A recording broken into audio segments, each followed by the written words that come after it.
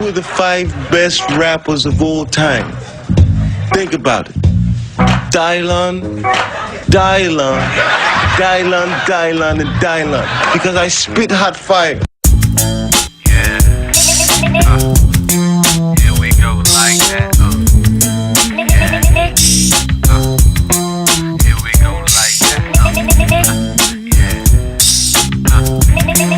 Here we go like that.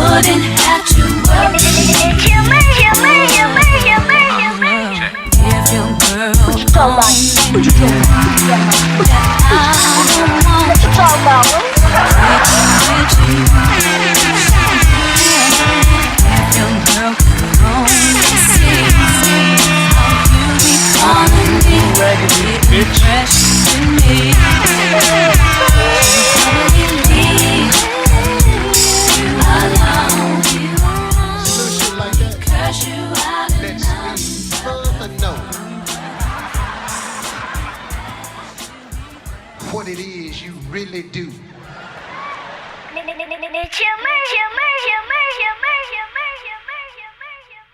Yeah, set the mood right. Set the mood right.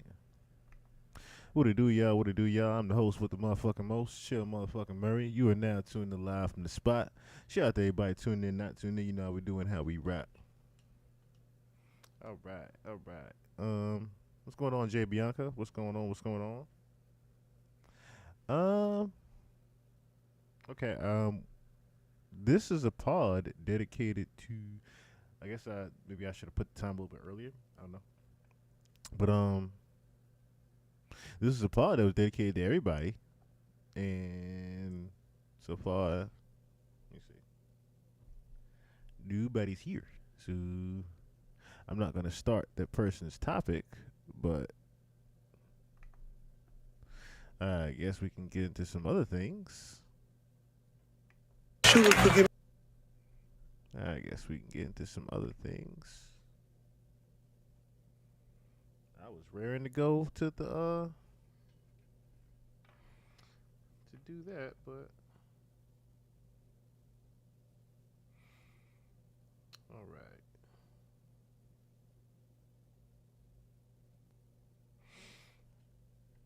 All right, so before I do that, then let's do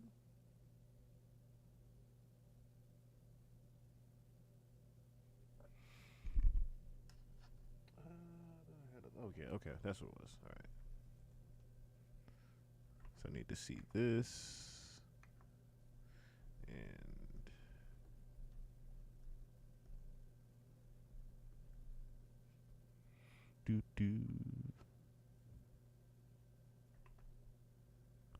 and this one.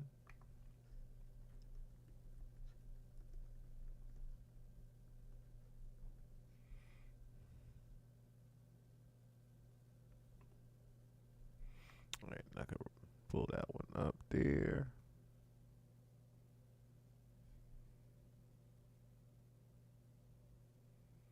Trying to just give some people time to get up in here. Black, what's going on? 314, what's going on? Medusa, what's going on? What's going on? And so I was just waiting for some more people to get up in here before I do anything.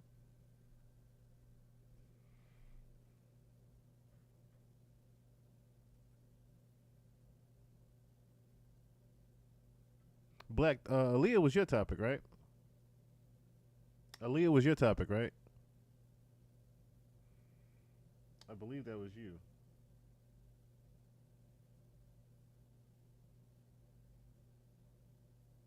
Because then we can get into the fun. And Icon Vonnie still got to give me her topic. Who the man, I guess, if he pops up in here, we'll do something for him, or we'll just do it for the next pod. Allison as well. Trying to think. And Jay Porter. That's what it was, Jay Porter. Okay, good. Yeah, we can start with Black's topic then. All right, so good. I don't have to do these necessarily then, just yet. All right, good. All right, now I can do what I'm planning to do. All right, so come on, mouse. Work. Now I can do what I plan to do. So, all right. So, as I said, this pod is dedicated to those that donated. The last time we did a donation, it was just a small $50 goal. It was a small $50 goal. The week before we did a $100 goal. I want to say I also have a small $50 goal this week as well. I said that's what I'm gonna do. I'm just gonna do small goals. I'm not gonna do $100 goals every week because it's not a lot of y'all. So I'll do small $50 goals every week. And like I said, what I'll do is this time I will definitely dedicate a pod every week to those that do, and we'll just do freestyle topics that way. I'm pretty knowledgeable in a lot of the different areas, and we cover a wide spectrum of topics on the pod, so it's only right that we do it that way as well. So I do have a lot of stuff that I already had covered with Aaliyah from the book of Jay-Z, the Black Book of Iceberg Slim, the documentary I did on Jay-Z and the different women that he had dealt with. So a lot of people didn't necessarily know, I guess, that around the same time he was dating Emil, he was also dating Aaliyah, and he was also dating Beyonce. Yeah, he was dating 3 different women at the same time in the year 2000 alone. Between 99 and 2000, he was dating Emil, Aaliyah, as well as Beyonce, all at the same time. Now, of course, none of them knew that they were dating each other, but how it was supposed to go was Aaliyah was supposed to be the number 1 girl for Rockefeller. That didn't end up happening. So Emil ended up being that girl. Then Emil gets kicked to the side for Beyonce. That's pretty much how it went. Okay? So I'll also bring it back to the quintessential reason of why Rockefeller actually broke up was because of Aaliyah. Dame Dash himself has said that on record. The main reason that Rockefeller broke up was because of Aaliyah and the love that Dame Dash had for Aaliyah. So when they started dating, Dame Dash and Aaliyah, it was post Jay-Z and Aaliyah. And the only reason Jay-Z and Aaliyah stopped having a fling was because neither one of them wanted to go public with their actual relationship, Aaliyah and Jay-Z. And what ended up happening was Jay-Z ended up going with Beyonce, and their relationship ended up going public. So Dame Dash and Aaliyah's relationship went public at the same time Jay-Z and Beyonce's did. You see how that flipped? But the main reason why Rockefeller broke up was because Dame Dash was not in agreement with Jay-Z. The reason why he wasn't in agreement with Jay-Z was because Jay-Z was still doing business heavily with R. Kelly. Okay, so let's get into a couple of things there. I just want to set the preface of where we're going to start. Let's start with, I guess the first thing I want to do, I should have this file also. Let me see, Death of a Dynasty. Let me see if I have that one. Because if not, I'll just YouTube it. Which still, oh, there it is. All right, so I believe it was part 6. Let me see if it's part 6. I believe it's part 6, where he introduces the girl.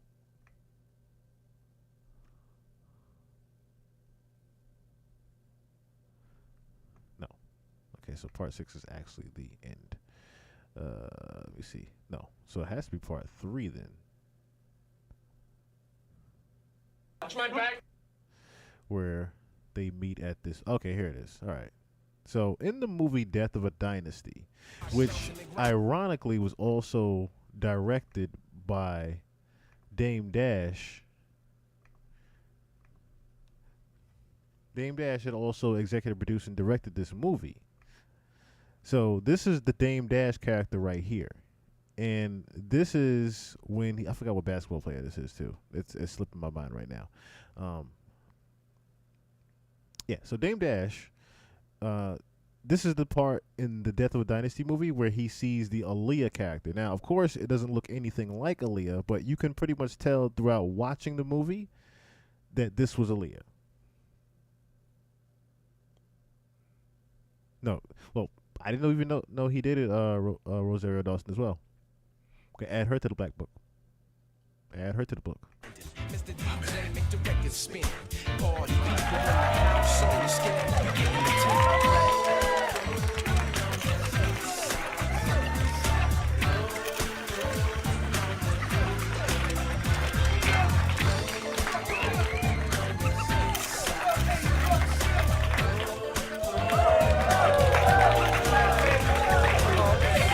Okay, so another thing to know, I should have played the interview first, actually. So the one thing to note is that when Dame Dash first saw her, so this is a direct depiction of when he met Aaliyah. So he says in an interview, he met Aaliyah. I think I'm going to just play it too in the background. He met Aaliyah at a fashion show when he saw her. I think I'm going to just pull that up real quick. Do-do-do-do-do-do. Let's see. Dame Dash from J. Okay, this one. I'll just pull this up in the background. There's a little backdrop. And the thing is, like, Pass it. the tapes came out, so karmically it couldn't breathe. It already destroyed. Okay, not that one. Let me see.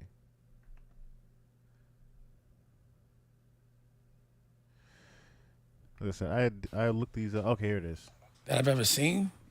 Experience. A part of Not been, experience. or just seeing people get killed. Like seeing a bullet go into somebody's head and it swell up with no blood. Or watching life just, leave a man. Like when I was, they got that tape of me flipping on Kevin Loud. State Property. The funny thing is Freeway. So, and it was crazy 'cause it was little to me. But then one time she was, I guess we had the same bookkeeper. Oh, here it is. Okay. Here it is. Here it is. Lesbian, are you not? Like, what are you doing right now? You know what I'm saying? What are we appealing to? So, I didn't look at her like that because she was like a tomboy. She was little to me. But then one time she was, I guess we had the same bookkeeper, and I walked past. And the thing about Aaliyah was like every time I saw her, she looked different. So she had different looks every time. And I was like, who the fuck is that? And then I realized it was Aaliyah. And then I just threw my A game. And then, I guess Jay was trying to get at her as well, and I didn't know. And then, it got brought up, and I was like, "Fuck both of y'all." But it never worked out for them, and we were both like trying to get at her. I kind of eased up, but then we ran into each other. Right. Or like team like that. Let me bring it back. And so this is the even when Aaliyah she got character on right the here. plane, she didn't like the plane. So like one of our last texts before she went there, because she couldn't text from there, and it was the BlackBerry at the time was I don't like the plane, and I literally was like, don't get on. I literally was like, don't get on it. But it was like we were squad. It's a long story, but I ain't really get into it. But yeah. No worries. Free beat, what's going on? No, just shit. I don't really. Not even that part, but just that's what it was. Like she knew that plane was fucked up, but she got on it. She was always scared of planes. How'd y'all meet? How do we meet romantically, or how do we meet like at first? Either, both. Well, I first met her like a basketball game, but I wasn't really looking at her like that. She was like, sort of like Nicolette, like a little boy to me. You know what I mean? Because she had the big. Nicolette, she took offense to that. No, she didn't. I was trying to get the narrative out for you. Don't you want that narrative? That's what I'm saying. I be wanting to. Like, you're gonna be. Are you a lesbian or you not? Like, what are you doing right now? You know what I'm saying? What are we appealing to? So, I didn't look at her like that because she was like a tomboy. She was little to me. But then one time she was, I guess we had the same bookkeeper, and I walked past. And the thing about Aaliyah was like every time I saw her, she looked different. So she had different looks every time. And I was like, who the fuck is that? And then I realized it was Aaliyah. And then I just threw my A game. And then, I guess Jay was trying to get at her as well. And I didn't know. And then it got brought up. And I was like, fuck both of y'all. But it never worked out for them, and we were both like trying to get at her. I kind of eased up, but then we ran into each other. It's a long story.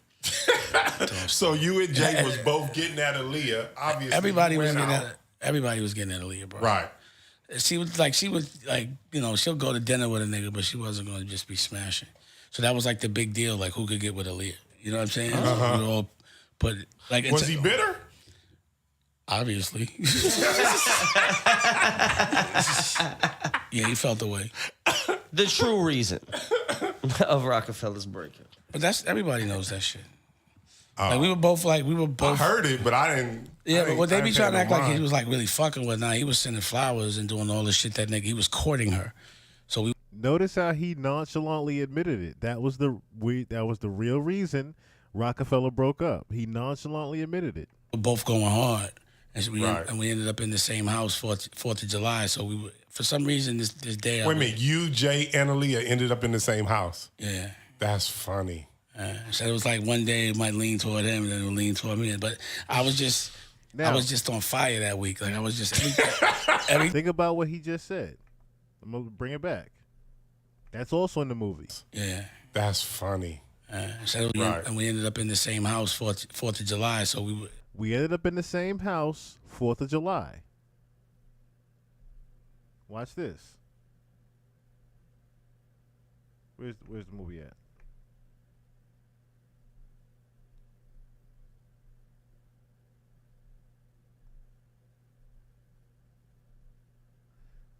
Where's the movie at? Because it literally says 4th of July at the. Okay, it's actually part 6. Sorry, hold on. I got you right now. Got you right now.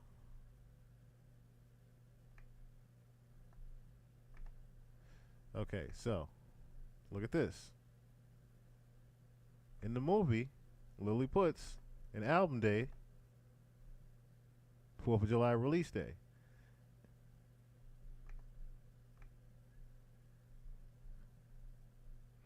Now, this is towards the end of the movie, of course. Trying to think, where's the okay, so it's in part 5 actually. It's in part. Do I have part 5? Okay, I don't have part 4. Trying to find where the part is with the, okay. So this one where they have the house. Where's the house party at? Where's the house party? Damn it. Actually, let me just do this.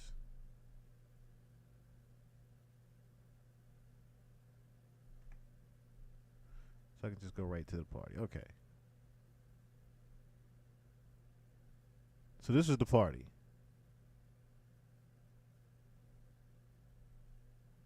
This is the actual party in which Aaliyah shows up at.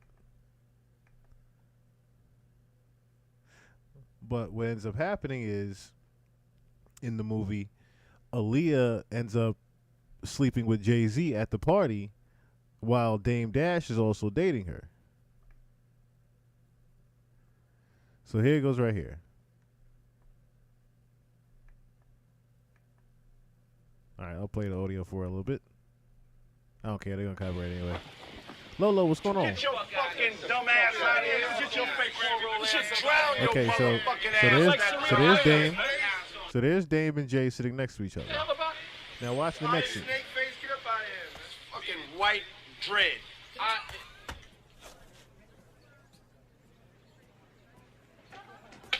Dame Dash is looking for Aaliyah. I'm so sorry. I got caught up. I was dumb high, man. I will never do that shit again. You saw Picasso? Nah. Yeah, I didn't think so. Yo, but on the real, I was acting stupid, man. You know I was checking you, right? And there goes Jay talking to her. Definitely. Yeah, that's cool by me. So literally in the movie, they even had a depiction of it. A literal depiction of it. And now I'll play this interview where Dame Dash literally talks about how he actually felt about what happened to Aaliyah and with Jay's involvement. Yeah, I had to move it up to here. Enable R. Kelly and these people involved. Like, for instance, okay, here it goes. Of addressing it, what it does, it becomes a distraction. But, you know, it's been brought up. And, you know, it's like, shit, John Legend had the courage to speak. I guess I got to speak. So I got to give him his props. for being man enough to do that. But again, the question we all have to ask ourselves, me, you, all of us, why is that when we know something's wrong, just because a pattern or we're used to something or we enjoy it, we're conveniently, you know, we look the other way, even with moral fabric is involved. If a dollar is involved or if it's just convenient. And why does it take so much time for people to understand things? Because I've been, like I said, like, yo, I ain't really trying to have no beef with homie. You know, it wouldn't be right to take it there, but it's like, yo, he got to stay over there. You know, I can't Stay even, on the other side. you know, just from what I know. Because whenever I would be around those dudes, he would be decent. He wasn't like a, you know, it was all right, but it's just, I knew too much. So I couldn't be around him. You know what I'm saying? I didn't want no parts of that bread. All money ain't good money. Hell no. So it's like, and then a lot of people, you know, like in a situation with like them being children, you know what I'm saying, young girls. It's crazy because they like, it's like, no, hold on, let me say this because my mother, my sister was in the modeling, and my mother would not allow them to take pictures. She wouldn't leave the room whenever she was taking pictures. She had to get a chair and sit there with her. And if it wasn't my mother, it was someone that she trusted to do the same. But we got daughters, man. Absolutely. So I'm saying, on the strength of that, it's also parenting that has to be involved in protecting your children. You have to protect your child, period. You know what I'm saying? You have to do whatever it takes. A 15-year-old girl does not need to be in the studio late night with a 27-year-old man. Every single day. Bottom line is all I could do is make sure it doesn't happen with mine. Absolutely. But other than that, I ain't gonna judge nobody. Now you can judge that. I disagree with you on that. You can judge that because let me say this: there are tons of women that are out here have been molested. Let me tell you why I'm not gonna judge nobody. Molested? No. As far as molestation and protecting your child is everything. You're right. Hold on, let me finish. The child, protecting me as a parent to protect my child is everything. I will die for that. There is nothing no one can tell me when it comes to protecting my child or teaching my child. 500%, but at the end of the day, no amount of money. I don't give a damn what somebody of the fame of someone. Let me finish. The fame of anyone. These parents enabled R. Kelly and these people involved. Like for instance, let me just say this. Cousins of these I gotta stop right there. Just do me a favor. Just allowed this to happen. They saw it and turned the other way. The movie is on YouTube, actually. The movie is on YouTube. Let me say something, Kenyatta. Yeah. I love Aaliyah more than anything. She loves her parents more than anything. So Absolutely. The one thing I'm not going to do is ever make her or her legacy or her parents feel uncomfortable. So it's some things that I just can't address. Okay. You understand what I'm saying? Just out of respect for her. No, I got it. So I got to leave it at that. So I don't even want to be a part of that. Yeah, you understand what I'm saying? Like I can't, because at the end of the day, Aaliyah wouldn't want that. Yeah, absolutely. And that's all I care about. Whatever I feel personally, I got to put the people that I loved before that, and I know what she would love and what she would want. She wouldn't want that. Right. So even if it's right or wrong, that's not for us to do because of how I feel. I respect that, but this is one thing I have to say. As parents, we have to protect our children. That's true. Period. So that's not against anyone. That's all of us. So moving forward, instead of dwelling on the past, let's dwell on the future. Never leave your daughter around a man. Bingo. There you go. That's what I'm saying. Never leave your daughter around a man. Absolutely. And I got daughters down to today. This couch here, which I designed, off the chain. They were delivering the fabric is crazy too, by the way. It's right. But look, they were delivering it, and there were men in the house. And Tallulah had to go to a play date. Okay. And I was like, she had just told me about the play date. Like I forgot to tell you, I got 11 o'clock. I'm like, well, we'll work it out. But there were men in the house. So your instincts kicked in as a man. And I wasn't gonna leave Raquel alone. And I had to explain to her. I said, there's men in the house. And I would never leave you alone with men. I'm definitely not going to leave Raquel alone with any men. And if you're ever with a man that does that, you need to leave him. You understand what I'm saying? Absolutely. So what I've learned from all these things, and what I think people have to understand is sometimes, even in the Bible, Jesus sacrificed for what he considered all his children. So he went through pain so the people he loved wouldn't have to go through as much. So our pain that we go through is so that we know how to love. There is no recognition of love without the recognition of pain, because what can you compare it to? You understand what I'm saying? So sometimes you need these tragic things so the masses, some angel sometimes needs, not to say it's good and I wish it wasn't mine, but sometimes there's some sacrifice so that the people you love moving forward can evolve and don't have to have the same struggle. Because it's dope that people are speaking up. Well, the fact that this is happening will be inexcusable for anyone aware of it to ever leave their child alone but regardless of fame, singing, or anything. Absolutely. So we're gonna learn from that. You gotta learn from it. And that's the reason why I show people every day that the wealth is in the life you live with your children and how protected they are, and that they should never have the same problems as you, including the problem of choosing a parent. Yeah. Because I tend to try to rewind and think about the things that bothered me the most as a child. And what bothered me the most as a child was having to be choosing a parent, hearing my mom talk bad about my dad, hearing my dad talk back about my mom. If there was a Santa Claus and I could ask for anything, me, at that age, fuck a toy, fuck money. For your parents. I would have just wished that my parents could have got along. So we have to be conscious of any cycle and any pattern that we are accustomed to that we don't want our children to be accustomed to, including the things that bother us. So if you can't stand your other half, all that matters is how that affects your child. So you have to stand your other half. That's the only thing Despite that matters. what your other half is doing to you, man or woman, it's what makes your child happy. And if you had to feel some pain to know that you don't want your child to feel that same pain, then that means it was a blessing. Because your angel doesn't have to feel that. So I know everything I don't want my children to feel based on what I felt. So I'm glad I got to learn my way, and I can sustain that pain so that they will never have to. So sometimes you have to embrace that pain and understand it's a learning experience. And I'm not saying it justifies anything, and that person should be made an example of, whoever it is. Because the main thing is, he's a pedophile. Well, whoever it is. Whoever is disrespecting a child, an angel, a pure soul, they need to be stopped, and they need to be made an example of, so people know exactly what the signs are, so that it doesn't happen again.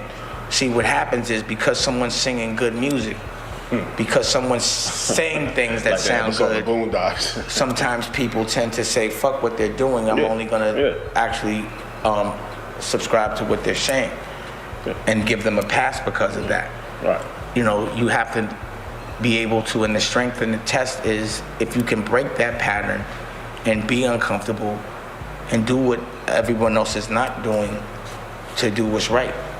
You know what I'm saying? And, you know, whatever happened to that individual that's made them hurt other people unconsciously or consciously, where they just don't even care, it must have been really dark, and that person must be in some pain, but it still doesn't excuse the collateral damage. They still got to get up out of here. So I do think it's time for us to take responsibility for empowering and looking the other way all those years. It should not have taken a documentary for people to get consciousness.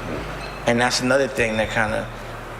Because anytime I talk to you about that situation, you were just... You just always you turn dark. You turn dark every time I ask you about it, because you didn't really want to. You didn't really ever want to go into situation that I don't want my ego to get way before the documentary. I know that for a fact. So put it like this: I remember one time Rocky and I was sitting with a friend of ours, a girl, and she was like, "You heard the new R. Kelly record?" And Rocky said, "Dang, don't fuck with R. Kelly." And lightning struck the second she said it. And then there was like a person we called the Angel Whisperer, and they referenced that was a sign from Aaliyah, not knowing that had ever happened. It was crazy. So Aaliyah's strong, she's powerful, her energy is pure, and she's with me all the time. She protects me. I know that she was one of the people that put the detour on my fire. You know what I'm saying? Because when no one was looking, I treated her how she deserved to be treated.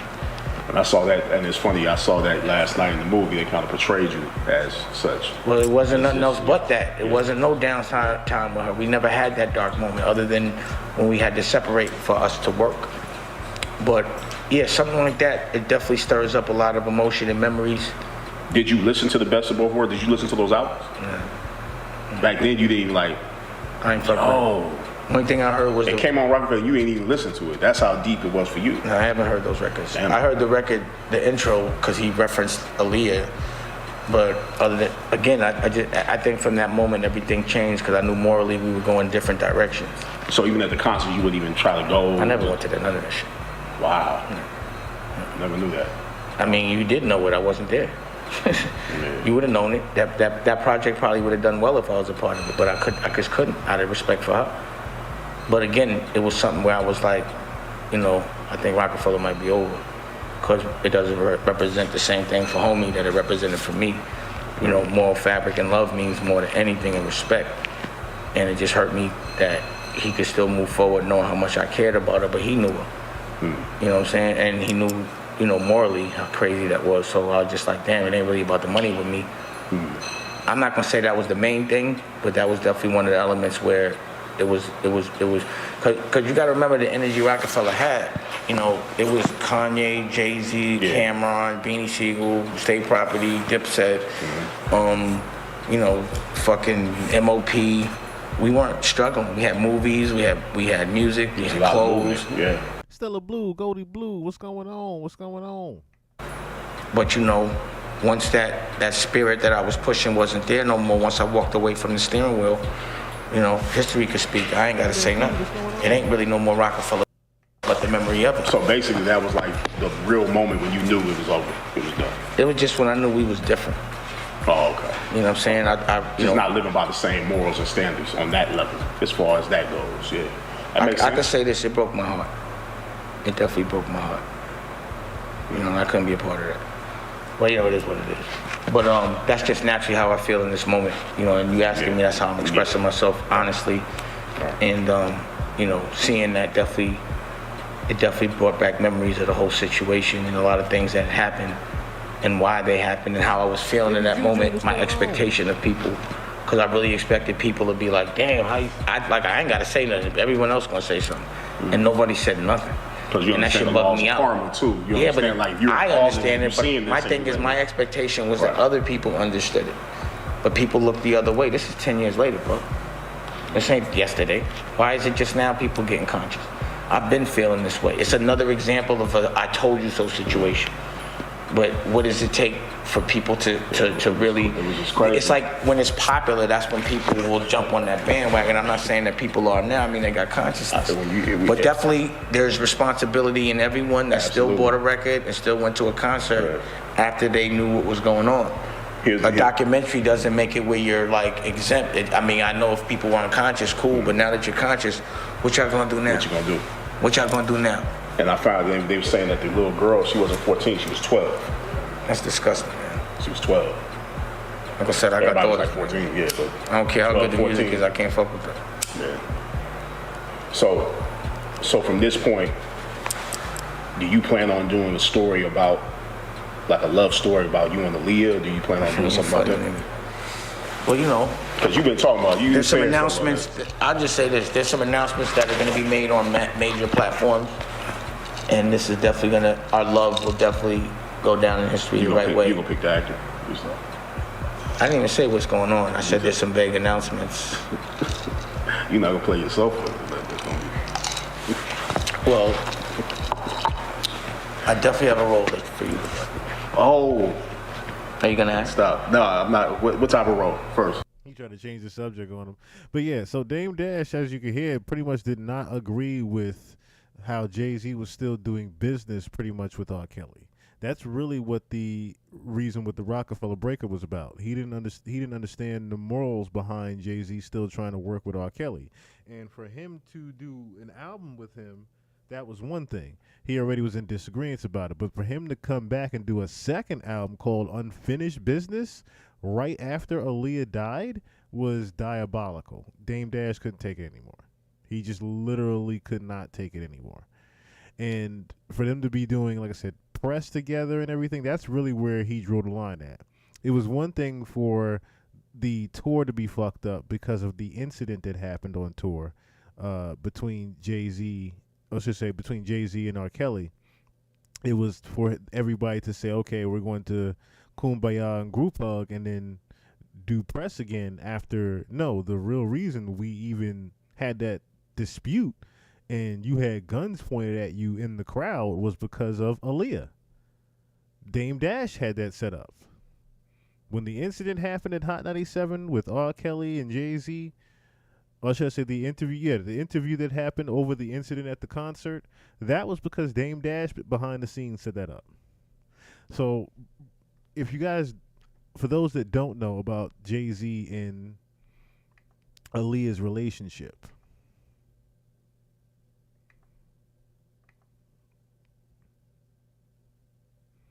there's tons of pictures of them. But we'll start here at Choke No Jokes video. Welcome back to the live music channel, Mr. Excitement. You know how we do a Little Kim album release party. You're no Cheryl, you know what I'm saying, aka Salt. So in this video, you're gonna see a glimpse of Aaliyah. Salt and pepper in full effect. What's going on? I'm impressed that you know my real name. Cheryl James. I've interviewed you probably 10 times in my life, so I know you for a minute. Roxy, all that good stuff.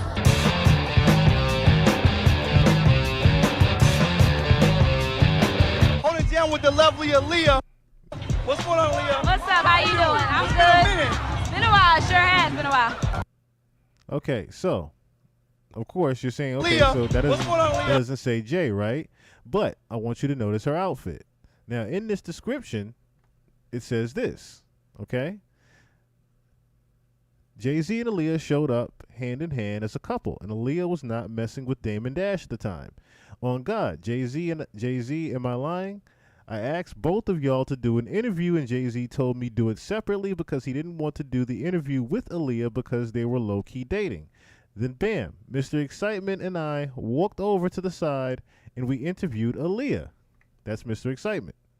So, now if you still doubt me, Google Jay-Z and Aaliyah in 2000 at the Puck Building. That's where this was, okay? Look at Aaliyah's outfit and look at Jay-Z with the Golden State Warriors jersey. They were standing next to me and snapped a photo when I was asking Jay to do the interview. That photo is online, and you can see how Jay-Z was booed up with Aaliyah. That photo is right here. Golden State Warriors jersey. This is the same exact outfit that Aaliyah has on right now. You can even see the matching jewelry. Same exact party.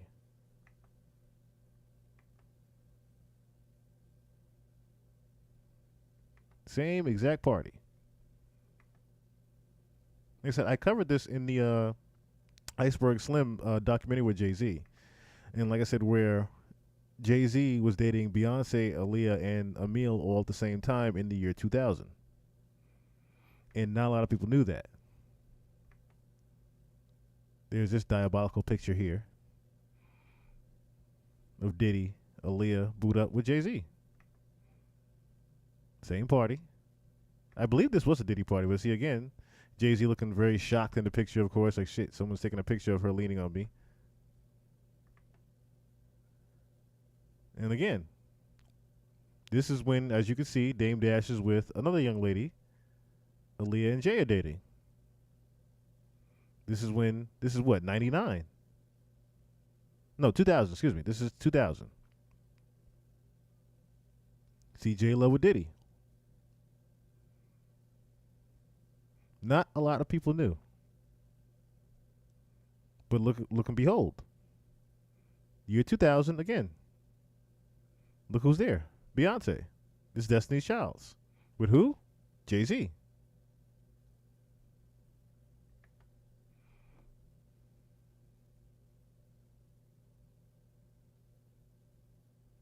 So, like I said, Aaliyah has been around.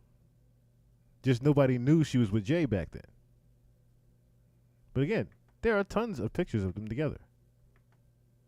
Tons of pictures of them together.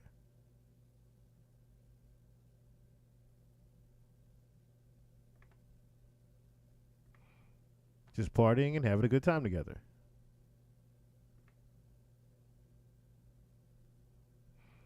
But lo and behold, they were definitely dating.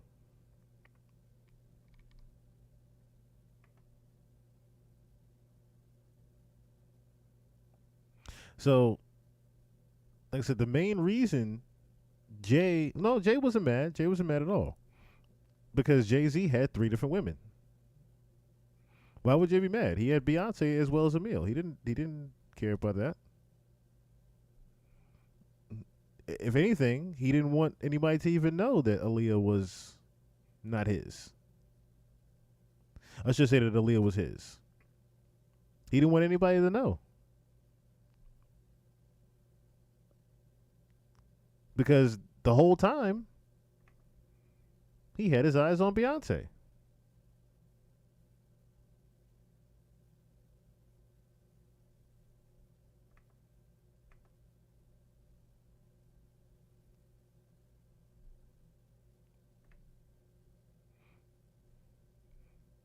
Dude, I lost the picture now.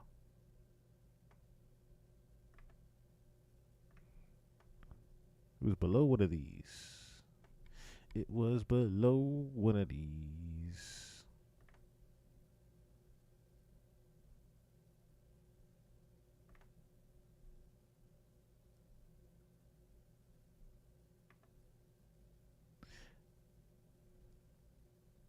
I mean, I could just do this too, but.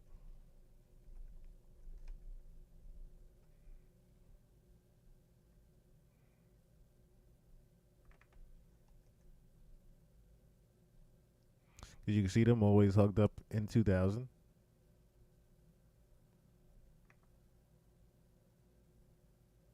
This was 2000 here.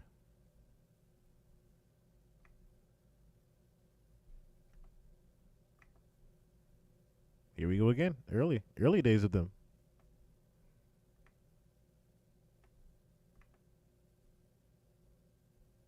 Very early 2000 days of them. But yeah.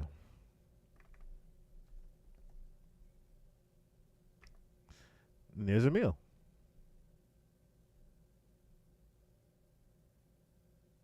Now you could tell why he got rid of Bill, but wasn't quite the best in certain pictures. Or should I say in certain lighting.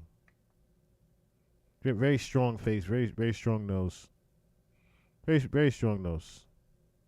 Very strong nose.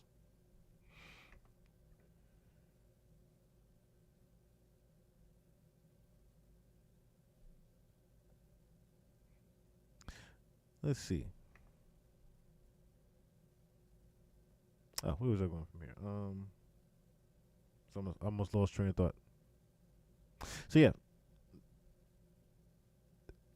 So post the relationship, Dame Dash would be with Aaliyah. But there was, of course, the reason why I think the album was even called Unfinished Business was because of Aaliyah. Now, I think this is just my intuition because of how close her and Left Eye died. I think Aaliyah was going to expose what was going on in the industry because of how wicked her death was.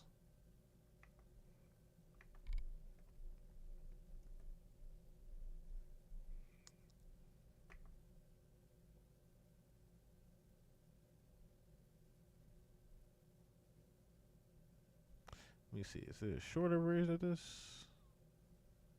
There's a shorter version of this. Oh, yeah. The dream that she had. The month before Aaliyah died, she told a German magazine about one of her favourite recurring dreams. It was about being followed, and just before the dark shadow could catch up with her, she would be lifted up into the sky and be flown away to safety. She said the dream gave her an incredible sense of peace, freedom, and the comfort that no one could reach her. The month before Aaliyah... Now, what was ironic about that was because that was literally how, as you saw, the end of the video was. Her very last video she did, Rock the Boat.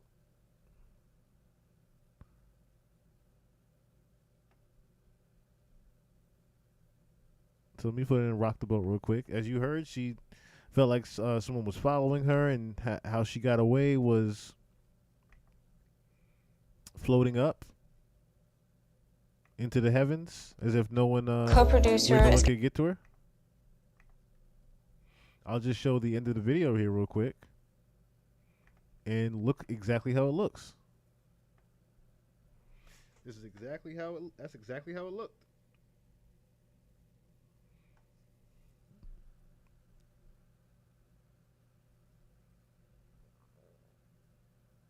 Oh, here it is.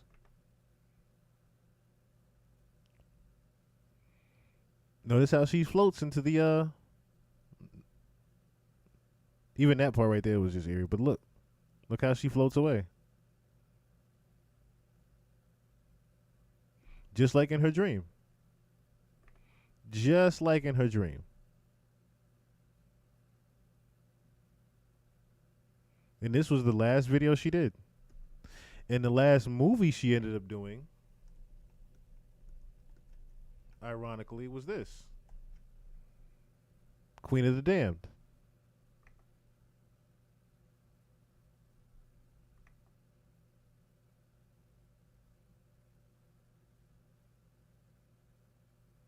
About being a queen vampire. A queen. The crazy thing is, in this movie, supposedly she wanted to have sex with a lot of different men. If I'm not mistaken. Of course, it's the whole vampire lust thing. But even the whole idea of her being shared in the movie was a depiction of her real life in the industry. As Dame Dash said, everybody wanted to be with Aaliyah. She was pretty much everybody's girl. That was a low-key way of saying if she was being shared and passed around in the industry, people were saying. So for her to be depicted that way in her very last movie, the same exact way, and then she ends up dying in the movie, of course, where everybody killing her, it's kind of eerie, isn't it?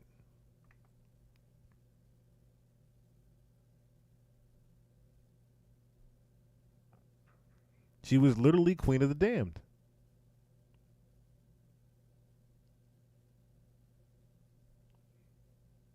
She was literally Queen of the Damned.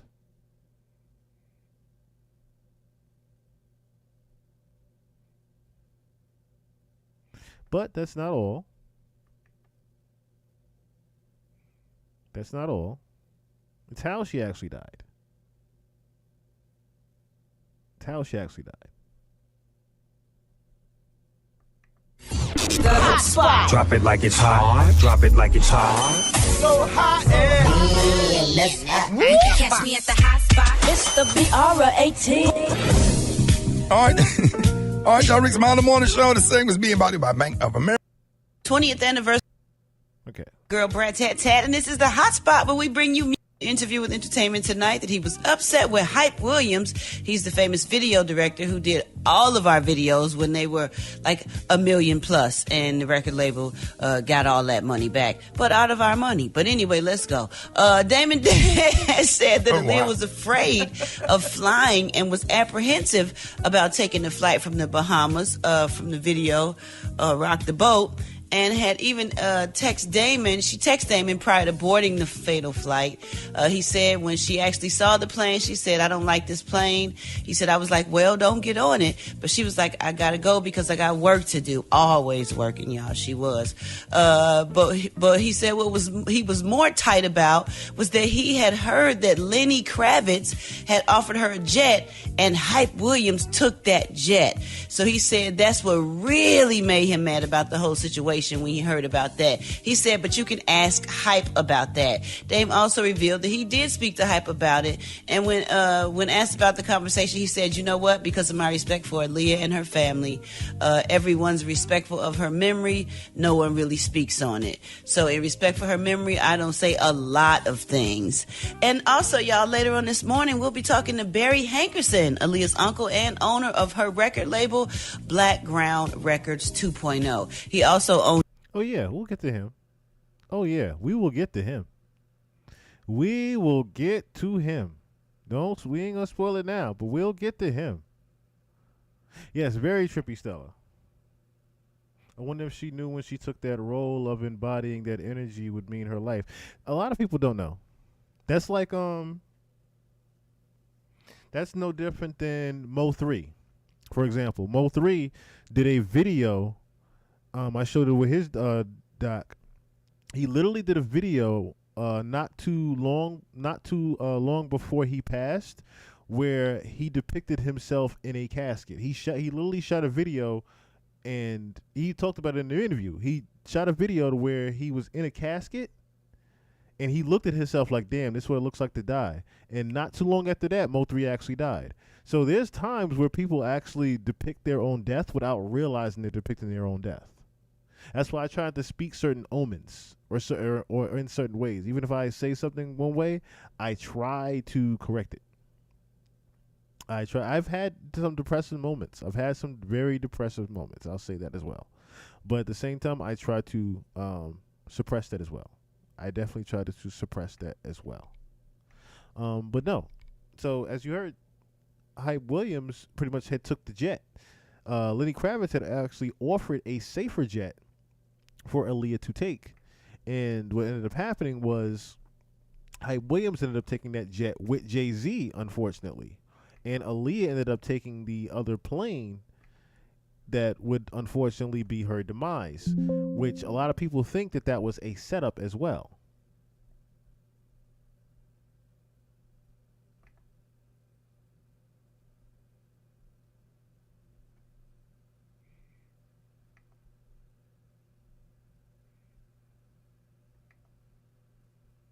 That's all it meant.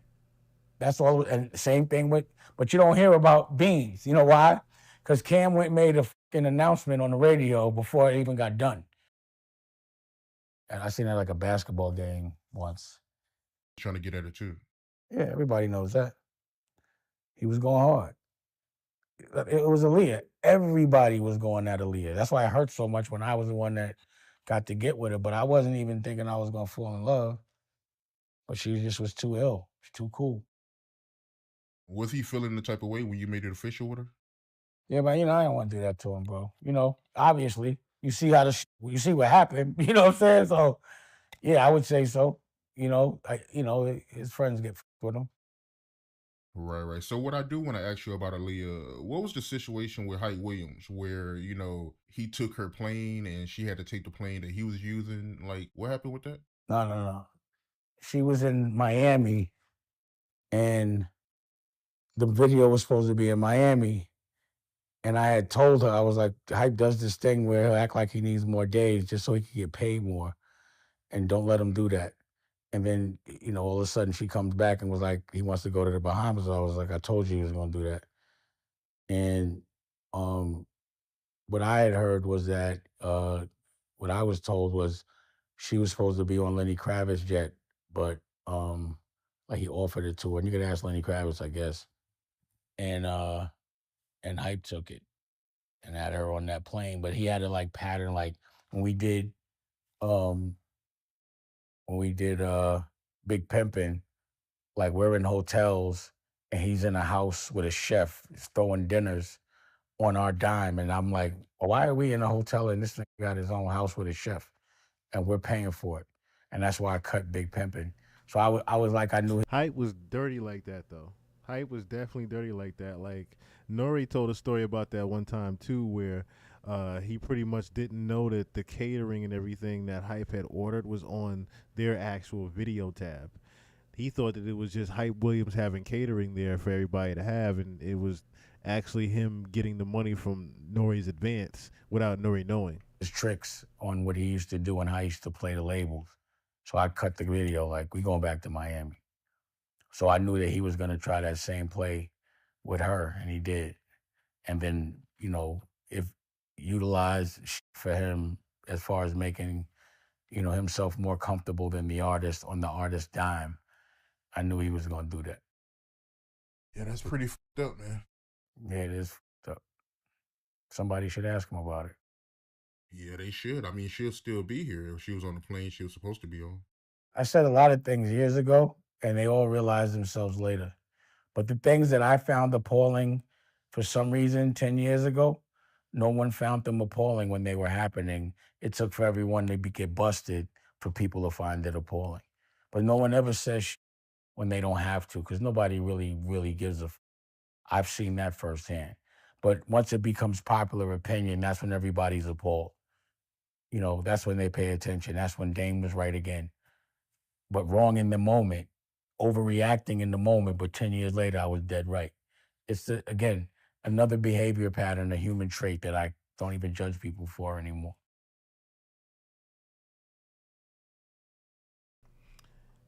Words from Dame Dash. Words from Dame Dash again on Lenny Kravitz, like I said, offering the plane that Aaliyah was supposed to be on. Had she had taken that plane, she might still be here. She might still be here. Let me see. So, post Aaliyah's death, So a lot of people didn't know that she was signed to her uncle's label, right? And post her death, some unsettling news had actually came out. What's up, guys? Welcome back to my channel. To Empire Records to digitally and be in the contract for this video production. Mind you, this is a few days before the video. What's up, guys? Welcome back to my channel. To jump straight into it, I want to discuss this interview that came out about Aaliyah's uncle, Barry Hankerson, in which an associate of his detailed he received $90 million in settlement money after a lawsuit because of Aaliyah's accident in 2001. Not enough people were talking about this, so here's my 2 cents on it. Let's take a look at this clip right here. Aaliyah dies. I was with Barry when Aaliyah died for a wrongful death. He got paid $90 million for her death. Am I supposed to say that on TV? Sue me. I ain't got nothing. I was with him on the negotiations. You know what I'm saying? Blackground Records. He's married to Gladys Knight. Wow. So he had Timberland, Genuine, Missy Elliott, and Aaliyah is his niece. You know. Oh wow. Aaliyah's his niece. So he got a settlement for $90 million for her death. Was that just for his rights or whatever he owned? What she would have been able to make if she hadn't have died. Oh, okay. There was a lot of lawsuits. I guess. Okay. But No, it's called life insurance. That was the settlement. I wasn't in. I was there when we went over to the. He got $90 million. He wouldn't stay at the L'Hermitage Hotel. We ate good. in deep mourning, right? Did y'all hear that? Rewind it if you have to. Remember I did that video about director Hype Williams and his silence after Aaliyah's death and all the lawsuits and settlements, not only from Aaliyah's parents, but Barry Hankerson, who owned Blackground, the label Aaliyah was on. Barry has been silent too for all these years until recently, and this could be a major reason why. This guy has put a specific number to this mystery of settlement money awarded. A huge number at that. But before I go deeper, anyone else find it distasteful how he was laughing about them staying at a hotel and eating good while supposedly mourning the loss of Aaliyah and simultaneously celebrating the $90 million Barry received? I couldn't make this up if I tried. Now, you done pissed me off. Anyway, let's get back into the lawsuit Barry filed against Hype Williams' production company, Instinct, in May of 2004, a year and a half after Blackground's first posthumous Aaliyah release, by the way. Money was most likely running low in some pockets. In or about October 1998, Blackground and Aaliyah entered into a recording agreement which provided that Aaliyah was to make multiple recordings and music videos for Blackground, which in turn was to distribute those recordings over a multiple year period of time. It also stated that Aaliyah was a 10% owner of Blackground, that Aaliyah was Blackground's principal artist and asset, that Aaliyah and Blackground had become closely identified with one another, and that Blackground had grown its business substantially over the years due primarily to its successful efforts to develop and nurture Aaliyah's singing career. And with that, I'm like, okay, obviously the court documents stated, as we all know, Aaliyah was the breadwinner for this label, and she only had 10% ownership, not even 25%, but 10%. Okay, business is business, right? Anything is better than nothing, right? Okay, moving on. It further alleged that an August 20th, 2001 agreement provided that Instinct shall be responsible and shall assume liability for any and all loss or damage in connection with the production of the video, except to the extent arising out of Aaliyah's or Blackground's negligence or willful misconduct. Blackground alleges that Instinct failed to perform its obligations under the agreement as Aaliyah was killed in the crash of an airplane obtained and or chartered by Instinct in connection with the video production of Rock the Boat. According to the amended complaint, Aaliyah's death resulted in a substantial loss and damage to Blackground for which Instinct is liable. So from this, it's like a few days before production of the video Rock the Boat even started, on August 20th, y'all already had some type of agreement about loss or damage and liability for the loss or damage. What kind of loss or damage was Blackground expecting for this to even be in the contract for this video production. Mind you, this is a few days before the video production even started. So what loss or damage was y'all expecting that y'all had to just, slide that in the contract just in case? And was this loss or damage in any other contracts for any other Aaliyah music videos? And y'all see how the documents made sure to mention there was loss and damage done to Blackground too? The loss and damage being the money that Aaliyah was not going to be able to make because she had passed in this accident. Don't many things in this contract and this legal document seem too predictive? Like it was a sense that someone knew what was going to happen, so they had to file this and claim this just in case. And then when you think about what actually happened, it all came full circle. Now, let's get into how Berry went on his press tour last year when he finally got the funds and deal with Empire Records to digitally and physically release Aaliyah's catalog again. Why wait so long? Over 15 years? Why let Blackground Records go defunct with other artists like JoJo, Tank, and Tony Braxton in limbo? Apparently, because he got the $90 million.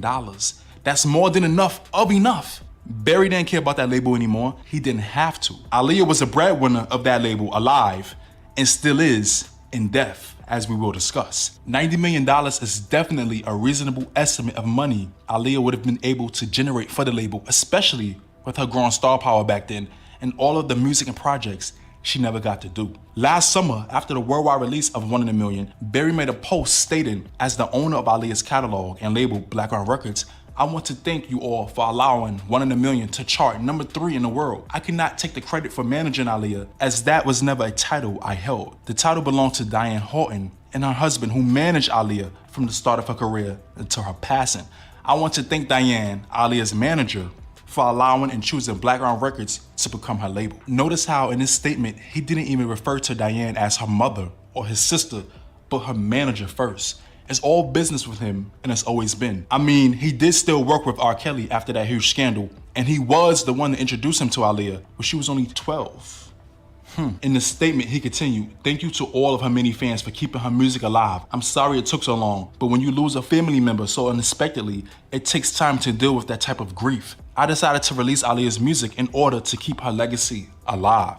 Really? Now the part about grief, I understand. But after over 15 years, you just suddenly got the energy and excitement to release her catalog that just so happened to coincide with her 20th death anniversary, which is also over 15 years since you were allegedly awarded the $90 million for money Aaliyah was not going to be able to actively make you since she passed in that quote unquote accident you filed legal documents and insurance for.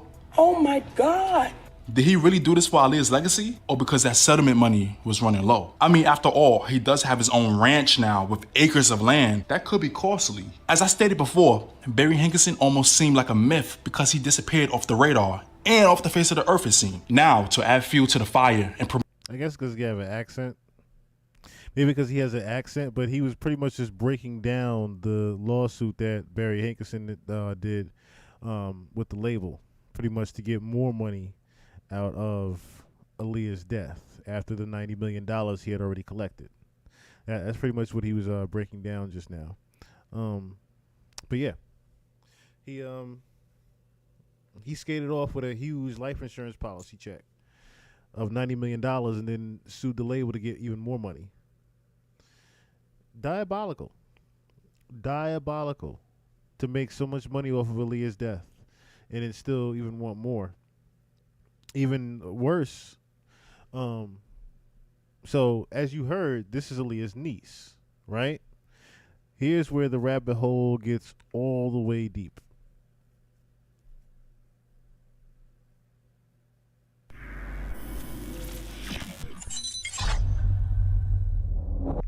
So he's confiding in you at this point, and he's telling you about his own sexual abuse. Yes. Okay, so what kind of stuff did he tell you? First thing he confided in me about was about his own sexual abuse. If you don't know who this is Lisa Van Ellen. Now, Lisa Van Ellen to R. Kelly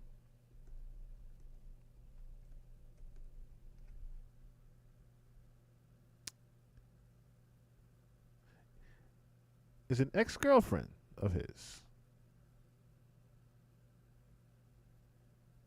I was trying to see if I can find a picture of them together, but no. All right, doesn't matter. But yeah, this is the ex-girlfriend of R. Kelly. Well, one of the ex-girlfriends of R. Kelly. And she was actually a witness on surviving R. Kelly as well. And at the time, she had been doing a lot of interviews. But listen to what she says. He told me that his sister molested him when they were children. She would make him put a pencil in her vagina, do oral on him. He would do oral on her, things like that. So that made me really comfortable with talking to him about what happened to me. And, that was like the first initial thing that made us kind of bond, you know what I mean?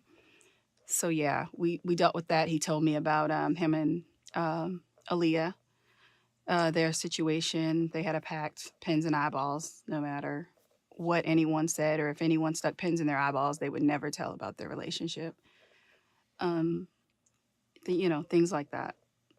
Okay, so what exactly did he tell you about his relationship with Aaliyah outside of the pins and eyeballs thing? He told me that they were married, that she was pregnant, that they did doctor up the marriage certificate so she would say that she was 18, so they could get married. And the reason they got married was because they felt like if he was married to her and if he said he thought that she was 18, that he wouldn't be charged if someone found out she was pregnant until they were able to get the abortion and get it annulled.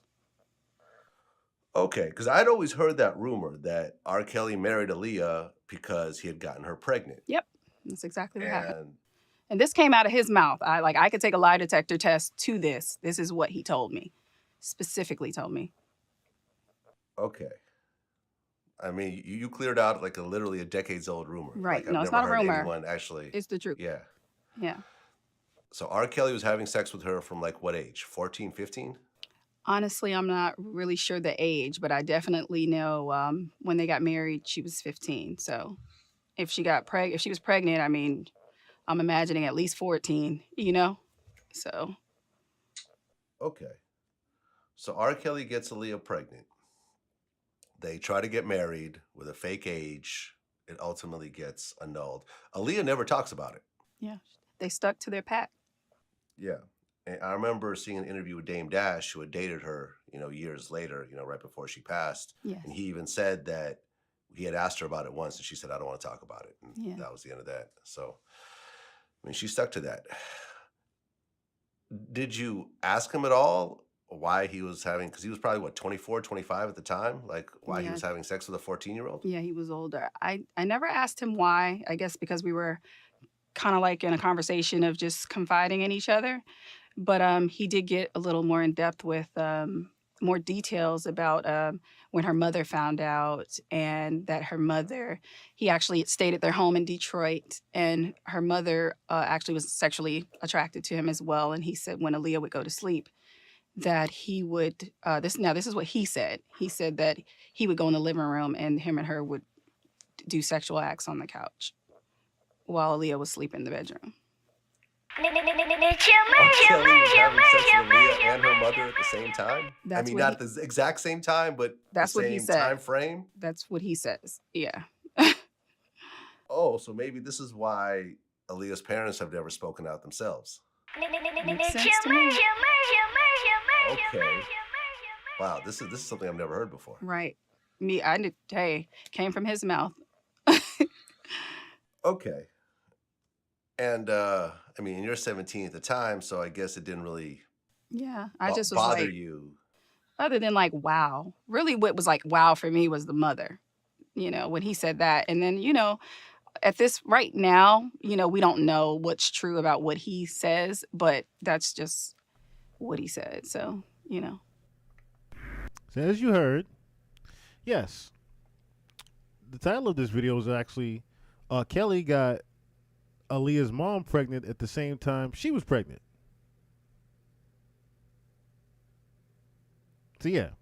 And even then, Lisa Ann was also 17 at the time. So R. Kelly was fucking two underage girls. Well, many underage girls at the time. It wasn't just Aaliyah. So Aaliyah's 15 at the time, pregnant. Mom, pregnant. R. Kelly's staying with them, fucking the mom and fucking Aaliyah. And fucking Lisa Ann. This is why, again, Rockefeller broke up. Dame Dash couldn't take all this shit. All the information he found out about R. Kelly, he couldn't take none of that. R. Kelly was diabolical to be doing that, though. You fucking the mom. So you telling the moms, you consoling the moms about getting her 15-year-old girl pregnant. The mom gets sexually attracted to R. Kelly and starts fucking the mom while her daughter is asleep, and then he's waking up still fucking her the next day. What is going on in this household? What is going on in this household? And as you just heard, this is why the family was silent. One of the reasons why the family was silent, it looks like they... So, as we've talked about in this pod before, parents of a lot of child stars, they end up just pretty much selling their kid off to the industry. That's pretty much what happened with Aaliyah as well. She was just sold off to the industry, if you think about it. Just completely sold off to the industry. And nobody batted an eye. Nobody batted an eye. And as you heard Dame Dash said many times in many interviews, everybody wanted to be with her. She just got passed around. From young. As most of the young stars, unfortunately. As most of these young stars, unfortunately. So, once again, rest in peace to Aaliyah. Rest in peace to Aaliyah.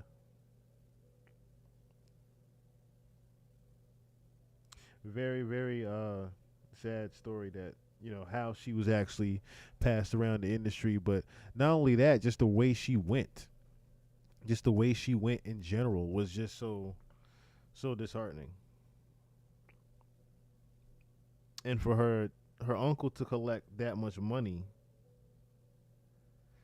is still, you know, another thing that you have to think about, like, how long was that even, you know, in the works for him to collect off of her? And of course, $90 million, you're saying to yourself, well, that got spread amongst the family. Maybe it did, maybe it didn't. But for the money to run out so fast, it sounded like it did. It sounded like everybody plotted on Aaliyah. Everybody betted on Aaliyah's death. Or should I say betted on Aaliyah, period. When she died, everybody said, okay, we got to collect off her dying. Because she's no longer here anymore. That's what I said with Justin Bieber. Same thing with Justin Bieber. If Justin Bieber goes right now, the family collects. The family collects. The same people that sold him to the industry.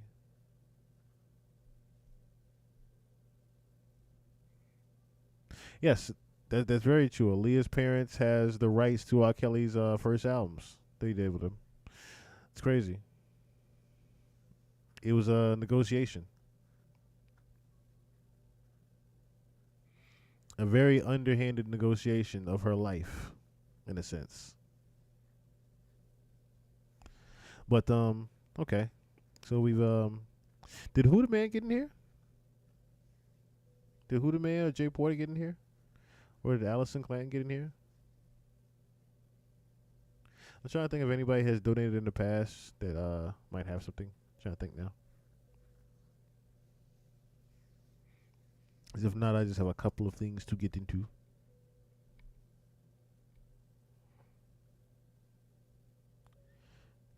Well, before we do that, does anybody else have any does anybody else have a quick topic we can go to?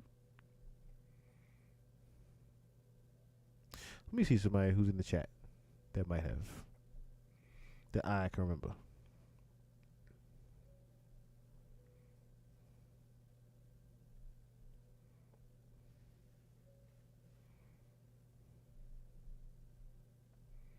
Okay, so let's see.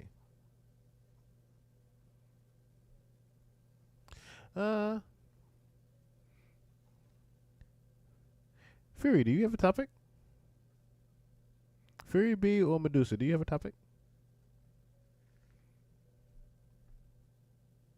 Something along the spectrum of what we usually cover. Do you have anything? If not, I will go on to Sean Kingston and his mother getting convicted. I did have that to laugh about. Sean Kingston and his mom getting convicted.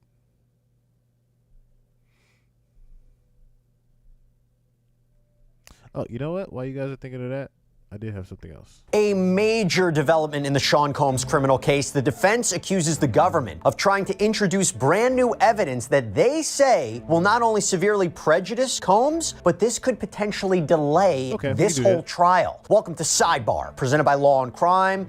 I'm Jesse Weber. Okay, we have a major issue leading up to Sean Combs' racketeering, sex trafficking, prostitution trial scheduled to begin May 5th. Actually, it is so significant that not only could it change the course of this whole case, but I wonder if we're dealing with a situation that could actually delay this trial. So if you've been following our coverage here on Sidebar, you know there has been a whole lot of back and forth between Combs' defense counsel and prosecutors about who's going to testify at this upcoming trial, particularly the alleged victims, and when the prosecutors have to disclose the identities of these individuals. Well, it is that issue that has now raised up again, and this is a monumental potential problem. I'm going to start with one of the defense's filings from yesterday, and I want you to listen to this explosive opening paragraph. Quote, after months of refusing to disclose the identity of alleged victims and just 60 days before trial, the government suddenly announced that it intended to shore up its case with evidence of redacted, uncharged, and uncorroborated crimes, including redacted, again, it's all blacked out, purported instances of sexual assault, all but one of which supposedly occurred decades ago. These incendiary allegations are substantially more serious than the charged offenses, and if admitted, would make it impossible for Mr. Combs to receive a fair trial. Record, edit, and share your content, all in one place with Riverside. Wow.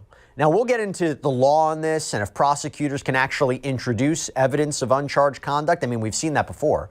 We've seen that in other cases. Look at the Harvey Weinstein case, right? His first trial in New York, there was a whole big issue about bringing in evidence of uncharged conduct to establish a pattern of activity to help prove the crimes that he was charged with. So it sounds like, so similar to like the Terrence Howard interview, to where he was talking about, oh, Diddy tried to fuck me. Stuff like that is what they're talking about. There's different evidence that they've pretty much come across now that can help the development of the case with him. There could be a potential witness that has something, an actual witness, not just another lawsuit. There could be an actual witness that's coming forth and saying something now. We have seen that before in other criminal cases, again, involving sex crimes. But what could all this be about? Who is this about? Is this about salacious allegations in any of the civil lawsuits that Combs is facing? Could this include allegations that Combs abused minors? Again, part of the civil lawsuits? We don't know. It's all redacted. But clearly, you see the defense team on the defensive about this. They do not want this introduced. So the filing continues. For example, the indictment does not allege redacted. Instead, the charges focus on allegations about domestic abuse or supposed economic coercion of longtime girlfriends. That is the case Mr. Combs has been defending for months. Yet now, on the eve of trial and after 2 superseding indictments, the government has surfaced a new plan to taint his trial with evidence about purported heinous acts redacted, including an allegation that redacted. These are entirely new, untested, uncorroborated, and uninvestigated allegations. All but one of the alleged incidents happened over 20 years ago, with the oldest dating to the 1980s. Some of the allegations are demonstrably false, but would nonetheless require an enormous amount of trial time to disprove. Some are truly unknown to the defense, and the government's disclosure has been utterly threadbare so far. The allegations implicate dozens of unidentified witnesses and alleged co-conspirators around the world, and some of the key witnesses to the supposed incidents are dead. Basically meaning, how can we defend against it? The defense is not even permitted to share the identities of the individuals described in the disclosure letter with Mr. Combs until April 18th, further hampering defense counsel's ability to investigate. That's smart. Don't tell him nothing. Collectively, these new allegations require many months, if not years, to investigate, and if admitted, would require a series of mini-trials, certain to double the length of a trial the government originally said would last 3 weeks. See, that's the thing. We already knew this wasn't going to be no quick-ass trial. So now, this pretty much is going to derail it. We're not going to see a May date for this court case. This is that with his trial, I should say. This is definitely getting pushed back at least a year or two, which now he definitely might die beforehand. This is an explosive allegation that on its face, I don't know if I necessarily disagree with. If they are bringing in evidence of uncharged conduct, wouldn't the defense have an opportunity to investigate it and But you're absolutely right, Fearby. It could be murder for hire charges. challenge it? It seems like they're making a point. So if this evidence is allowed in, there is a chance this could delay the trial significantly. We all know Combs wants to go to trial, but how can he properly defend himself against this in just a few weeks? By the way, thank you so much for coming to us for our coverage of the Diddy case and all the latest developments. And also I want to thank and call out our sponsor and partner, Morgan & Morgan, because it's with their support that we can keep on doing this. Now, this character or propensity or prior bad acts to suggest that the defendant did that, so it's more likely that he's guilty of this. And Combs argues that this evidence is not allowed under the federal rules of evidence, and I'll get into each one of the rules. So first up, Combs argues that this evidence shouldn't be allowed under Rule 413 of the Rules of Evidence. Now, Rule 413 states that in a criminal case in which a defendant is accused of a sexual assault, the court may admit evidence that the defendant committed any other sexual assault. The evidence may be considered on any matter to which it is relevant. But Combs argues he's not charged with sexual assault as an individual crime. And to support that argument, he goes into the language of the rule, prior court decisions, principles on how to interpret the rule, legislative history of the rule. I'm not going to bore you with all that. But the bottom line is he's not charged with sexual assault, and Rule 413, he claims, only applies specifically to sexual assault crimes. Then we move on to another argument from Sean Combs, where that the evidence shouldn't be admissible under Rule 404B, that it shouldn't be admitted under that either. So Rule 404B allows evidence of other crimes, other wrongs, other acts. It is used to prove motive. It is used to prove opportunity, intent, preparation, plan, knowledge, identity, absence of mistake, or lack of accident. But Combs argues that doesn't apply here. Quote, start by calling a spade a spade. What the proffered evidence tends to demonstrate is a propensity for sexual violence and a dangerous, depraved character. That is what the government wants to establish, and it is the real purpose of this evidence. Rule 404 does not allow the admission of evidence to prove character and propensity. The other purposes in Rule 404B2 are non-propensity purposes. There is no conceivable non-propensity purpose here, and merely repeating the words of Rule 404B2 is not sufficient. So first, Combs argues that the government doesn't adequately provide notice of what their other intended purposes are for all of this redacted evidence, and that under the law, the defense needs to know what the prosecution plans to argue so they can properly respond and defend against it. And they basically say the prosecution is acting in bad faith. Quote, it is obvious the government either intentionally withheld notice for the purpose of unfair surprise or was dilatory and negligent in its investigation. The government knows it is impossible to investigate these allegations in 60 days since the beginning of the case. The defense has been asking the government to identify alleged victims precisely so that Mr. Combs can investigate and prepare his defense. The government did not identify any of the individuals in its notice until 10:31 p.m. on March 17, 2025, after the court ordered such disclosure. But Combs doesn't just argue that the prosecution failed in the notice department, but they also argue there's no non-propensity purpose for introducing this evidence. In other words, so Diddy's attorneys and defense team is saying that y'all need to give us some more time to prepare for this. Y'all can't just throw me into trial with absolutely no defense whatsoever put together. That's pretty much not even a fair trial whatsoever, in which, I guess by law, of course, that is illegal to do, to withhold so much information from him that defends him from actually, that pretty much negates him from actually defending himself in trial. So with that, they're trying to fight that off, as well as the government is saying, hey, we need to actually put some time into actually putting this evidence together as well and making sure it's legit. So both sides are pretty much saying, okay, we need to just take a step back and everybody needs to get their ducks in a row here first.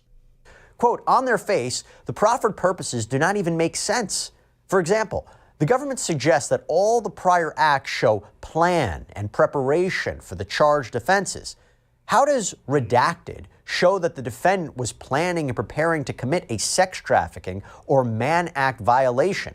That doesn't even make sense, as the proffered acts are not sufficiently similar to the conduct at issue to permit a reasonable inference of knowledge, intent, or plan. And then Sean Combs doubles down and argues against the idea that these prior alleged acts of violence against women can be used to prove intent to commit the charged acts involving violence against women. Combs argues that the only way the jury would find him guilty of the crimes he's facing based on these redacted prior acts would be if it found he had a propensity for violence against girlfriends and partners, and that is not allowed. Quote, the government may say that the evidence is offered to prove intent or motive or whatever, but this court must look beneath those words to see if propensity is what gives the evidence its persuasive force. So then we go into another point, and Combs argues that Rule 403 would prevent this evidence from coming in. What's Rule 403?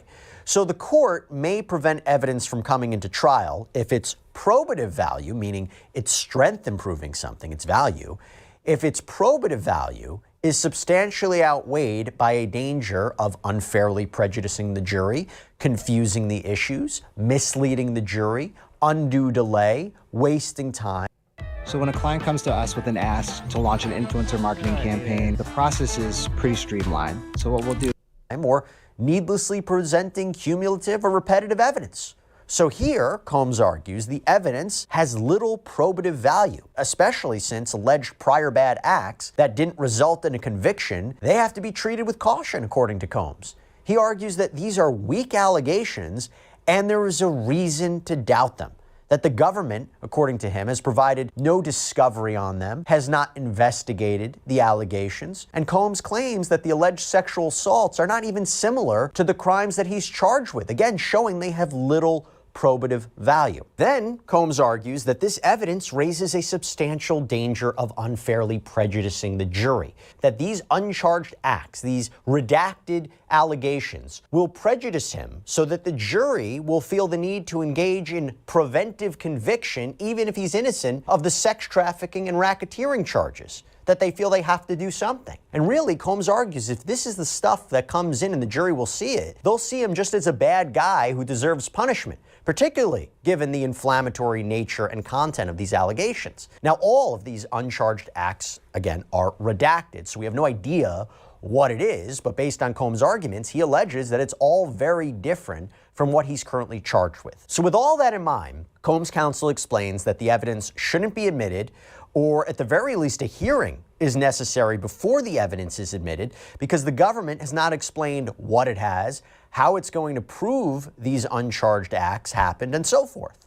But then we move into the government's response. And they say as following, quote, since his arrest, the government has insisted that every victim in this case consented to every sex act the government has identified. Having made plain his intention to argue at trial that he believed every alleged coercive sex act was consensual, the defendant has put his knowledge and intent squarely at issue. To resolve that dispute, the jury is entitled to hear the testimony of redacted. That testimony powerfully establishes that the defendant made no mistake when he coerced other victims into unwanted sex. It proves that the defendant... So we got to see who this testimony is. So that's what says somebody is a witness. It's got to be a witness that they haven't disclosed yet, but it's somebody. And it intended to take the sexual gratification he wanted regardless of consent. So the government argues that the alleged sexual assaults of redacted, that it is admissible to help prove the criminal enterprise under the racketeering charge, because the idea is that this enterprise, this criminal enterprise, was set up to fulfill Combs' sexual desires. I bet you it's Farnsworth. That the testimony of these alleged victims of uncharged acts... Because Farnsworth is the only one that would have known about the sex trafficking as well as Tupac. He would have been the only one that was Diddy's actual assistant that would have had that information that has been quiet this whole time.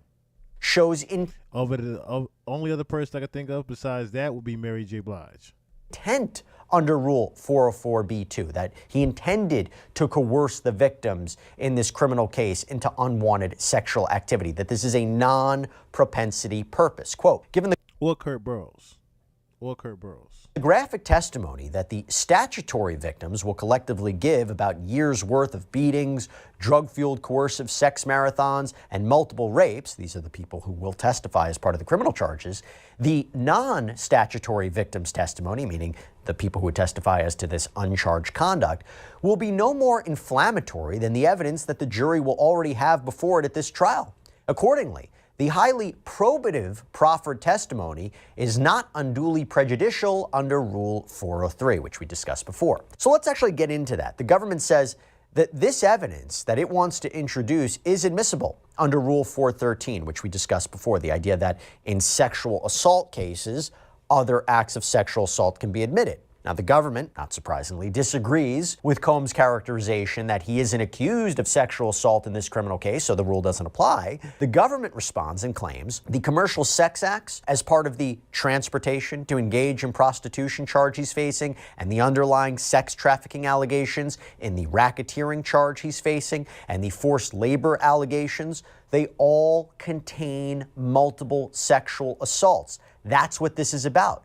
You don't have to be charged with sexual assault. He's been accused of sexual assault as part of this criminal case. Next, the government argues that this evidence is also admissible under Rule 404B. Again, the evidence of other crimes, wrongs, bad acts to prove something other than propensity. Again, intent, motive, knowledge, absence of mistake. So namely, they make the argument that Combs had the intent to sex traffic these victims in his current criminal case and coerce all four of these victims to engage in forced labor. And that is especially true because their argument is Combs is going to argue at trial that all the victims consented to sexual activity. Again, this uncharged act, this alleged prior bad act, that is used to prove he knew that his victims didn't consent, that he intended to sexually gratify himself regardless of consent, and there was no mistake when engaging in non-consensual sex acts. In other words, it is evidence we need to prove our underlying crimes in the indictment. Quote, the defendant's history of refusing to take no for an answer and intentionally seeking to gratify his own sexual desires, regardless of consent,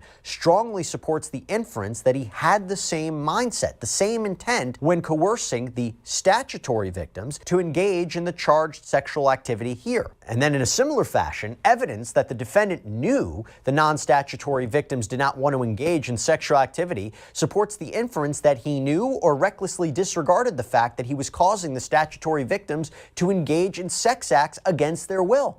Thus, when the defendant inevitably argues at trial that he had no clue these four women did not want the sexual experiences that he demanded, the government should be able to point out that someone as practiced as he is in sexual assault surely recognized the signs of non-consent. And when, in other words, they want to make sure he was in his right mind, and or this was something that was he was a repeat offender of. The defendant claims that he only ever intended to have consensual, loving sexual experiences with the statutory victims, the government should be able to point out his repeated intent to sexually gratify himself with unwilling participants. So they are trying to establish that this pattern is important in proving the crimes here. And also, quote, evidence of the defendant's other sexual abuse proves the absence of mistake. Again, one of these non-propensity purposes. Quote, the government anticipates that the defendant may seek to argue that he mistakenly believed himself to be engaging in consensual sex acts with the statutory victims, or that his conduct was invited by his sexual partners. But redacted, including in the presence of or with third parties. Such testimony therefore makes plain that the defendant did not act inadvertently or due to a misconception that his sexual partners were willing participants in this conduct. Oh, and by the way, you remember that whole argument that the government didn't provide the proper notice to Sean Combs about what it plans to argue about this evidence? Well, the government responds, and they claim we provided the names of anonymous witnesses to the defense on March 17th, 2025, meaning we gave the defense enough information to understand what's going on here. Then we move on to the probative value argument that I mentioned before, that the probative value of the defendant's other alleged uncharged sexual abuse evidence, it outweighs any potential prejudice, at least according to the government, that the value of this testimony of uncharged conduct is, quote, strong and well corroborated. The government writes, indeed, given the extensive graphic testimony that the statutory victims will collectively give about decades worth of beatings, drug-fueled sex marathons, and multiple rapes, the non-statutory victims' testimony will be no more inflammatory than other evidence the jury will hear. Given the defense's likely arguments and attacks on victim credibility in this case, and the highly probative nature of the defendant's other sexual assault and abuse evidence on the defendant's knowledge, any potential prejudice under Rule 403 is easily outweighed. This is important evidence, it's relevant, it's important evidence, and it's important in establishing the crimes that we are alleging. And finally, the government argues that a hearing is unnecessary and inappropriate. Quote, although the defendant slings plenty of mud about the non-statutory victims' accounts, he has yet to produce any contrary evidence and did not attach it to his motion. By contrast, the government has provided detailed proffers of each victim's anticipated testimony and corroborating evidence. Further, the accounts of the non-statutory victims and those of the statutory victims corroborate each other. This corroboration, together with the detailed proffers of each victim's anticipated testimony, is sufficient to satisfy Rule 104's low threshold for reliability. Now, I imagine the defense would say, how can we challenge this? You didn't give us enough time, and did we even have ample time to talk to Combs about this? Again, you're throwing this all on us before we go to trial. By the way, talking about Combs' response, this defense, so in total, the government argues the court should allow these alleged victims to testify, but we got one more thing. We actually have a reply from Combs. Combs' counsel argues that the government is doing a bait and switch. That first, the government said, oh, this evidence is very different. But then when Combs' counsel challenged it, now the government says, wait, this is actually direct evidence of the crimes that Combs is charged with. And they double down on the argument they made in the previous filing for why this is substantially prejudicial and it should be inadmissible. That the government knew about these alleged victims for a long time, that it should have explained a while ago why it was relevant and admissible, and they accuse the government of springing all of this on them, surprising them all with this. That it is impossible for them to competently investigate and prepare for a trial that will include this new evidence. And that is especially true, they argue, because in RICO, or racketeering cases, Combs, like other defendants, there is a need to be specific and particularized for the defendant. They have to know what these allegations are. And if these new allegations are probative of the racketeering charge, the government would have had to say so earlier. Quote, the redacted are not direct evidence of the alleged enterprise, its purpose or means and methods, or the charged pattern of racketeering activity. Nor is this evidence necessary to complete the story of the crimes charged or prove the context in which the charged crimes were committed. Although uncharged acts can be introduced to prove a RICO enterprise or pattern in certain circumstances, the allegations about redacted are not probative of either element here. They largely involve unknown or unidentified individuals, precede the charged conspiracy, or differ in kind from the commercial sex acts that are charged in count 1, which does not allege rape. The government does not have free rein to introduce any uncharged conduct it desires in RICO cases. John Ostasi, what's going on? Ray B, what numbers you got? what numbers you got? 8 likes, 10 watching. There's like 20-some people in here. Oh, I don't know if it's, I doubt it would be Meek. I doubt it would be Meek on that one. I'm also thinking about the gentleman that has the affidavit, the one that's in jail that stopped him from selling millions on his home foreclosures, and pretty much just put a hold on everything and got the $100 million from him. The government's evidence must be limited to the particular conduct charged. If it looks like a duck, walks like a duck, and quacks like a duck, then it should be treated as a duck, regardless of what the government calls it.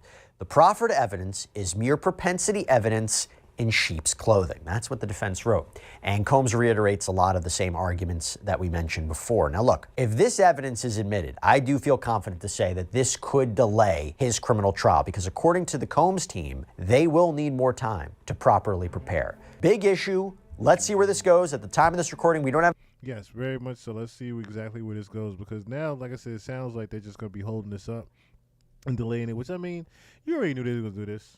You already knew they was going to do this. They did the same thing with the OJ trial. And this is supposed to be bigger than the OJ trial. If this is going to be bigger than the OJ trial, it was not going to go to court. Let's just say go to trial this damn quick. With all the evidence and as much shit that he's actually done and involved in, this wasn't going to come to be done in no damn few weeks. be in trial in May and he done by July. No, this was not. This was not going to be that. I already see this is going to take way, way longer than expected to. I watched Docs. What's going on? I think I said what's up to you before. But yeah, I could already see this is not going. This is going to drag out way more than people had actually planned to. Get rid of some of this stuff up here. The verdict is in for Sean Kingston's federal fraud trial, according to Okay, before I get into that, see what's something else.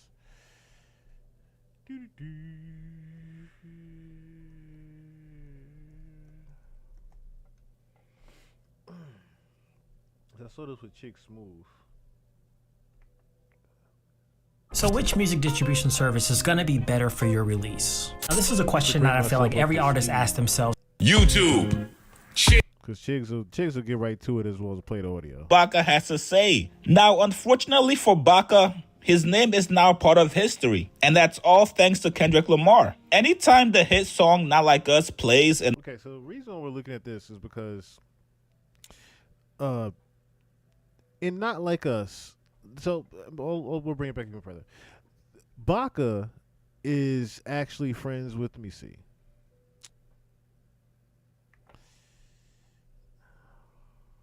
What's his name now? Baka and what's it? Popcorn?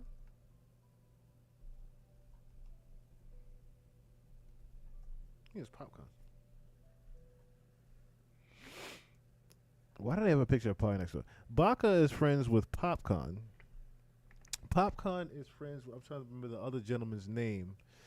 The other kid's name. So we went over these names before, and Baka is actually linked to Baka has a sexual assault case. Okay, so and Not Like Us, Kendrick raps, Baka's got a weird case. Why is he around? Certified lover boy, certified pedophile, that whole thing. So Baka is Drake's peoples, and of course you've always seen Baka around. Of course, Baka is like security, extra security besides Chubbs.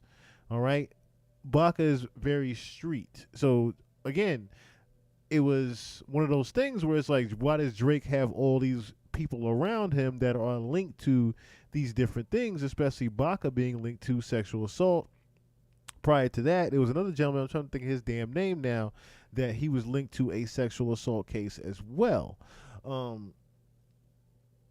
Someone else's name that's from Toronto. I can't remember his damn name now. But yeah, so that's pretty much where this news is actually coming from. And I guess Baka had slipped up and said something threatening Kendrick Lamar. I think this is kind of old too. Now that I'm thinking about it, this is kind of old. It might be an old interview that people caught. But let me just hear. In the club, bars, parties, anywhere. Everybody looks forward to screaming, Baka got a weird case, why is he around? Certified lover boy, I think that's his name, Presser. It might be Presser. Hold on, let me see something. I think it is Presser. I believe it is Presser. Yeah, Presser's homeboy. Because here's them three together. Presser, Baka, and Drake. That's what it was. That's what I was trying to think of. So Baka's linked to Presser. That's what I was trying to think of. Not Popcorn. Linked to Presser. I don't know why. Okay, another very incriminating picture right here with these gentlemen. But like I said, it's what Drake is linked to is why this this video here is important as well. I'm trying to think now. Drake, Presser. What is the gentleman's name now? Drake, Presser. Let me see. Is it Rape? Let me see. Rape. Let me see if I can find it. I think it's this guy. No? Let me see something. Where is it? Where is it? Where? Okay, Drake, friend, rape case. Is it Baka? Not Josh Starr. God damn it. Let me see. Let me swap out real quick. Toronto. Because he did something crazy, too. Toronto rapper. Rape case.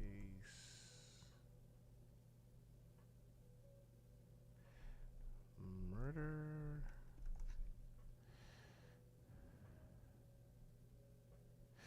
See if I can find the picture of that guy.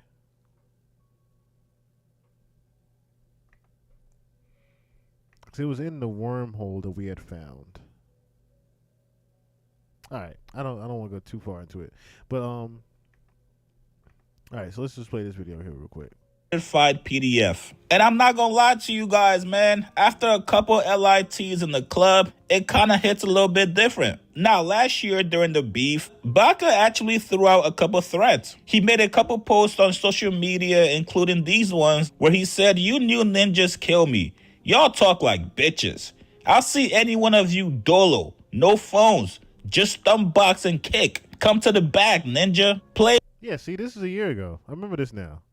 This is a year ago when he threatened Kendrick Lamar. I remember this now. If you want to, you know me. I'll clap it. Pick a side. Ninja, we don't pick. We slide. Unalive ninjas. Now, these were all threats from Baka, basically trying to defend himself and Drake. Outside of those remarks, Baka did not say much. Even though he's known for being Drake's goon, Drake's muscle, Baka also raps. And I'm not gonna lie to you guys, he's pretty decent. Now, in a brand new interview with Hot Freestyle, Baka actually reveals the reason why he did not respond to Kendrick. According to Baka, he was actually planning on putting in Pain. But the boy, aka Drizzy Drake, called him, told him, "Bro, chill out. I know you on hot right now. Let me handle it." Here's what Baka said. At first, my first initial thing was to respond and respond quickly. Yeah. Very efficiently and very to the point. Very directly. Yeah. And, you know, but like, it was like, it started brewing in me because where I come from, like, that shit doesn't happen. Like, you can't just call out a man and not have paperwork to back up your talks. Like that is ludicrous. And then like to see like a whole nation behind it and celebrating it like it's a true story is unbelievable because you know everybody has to understand like I have a kid, Drake has a kid, you know what I mean? So like making accusations like that are like ridiculous and out of this world, you know what I'm saying? So but like what I was going to tell you is this, like I was building up a lot of anger and stuff like that, but then I got a call, and I don't know why I got this call. It's like God said something to him or something, but the boy, sorry, it might not have been a call, it might have been a text message, but he messaged me, and he's like, "Yo, I know what you're feeling. I know you as an individual, and I know how you get down, but I'm just letting you know, like, don't listen to the noise because it's noise. And if you go back and look at all these people that are saying things or having anything to say, they're not even actual real people. They're like bots. Exactly. So like, don't let that shit bother you, bro. Facts. Like, and you know what? Like, I mean, it's not a good thing, but they're calling your name. You know what I'm saying?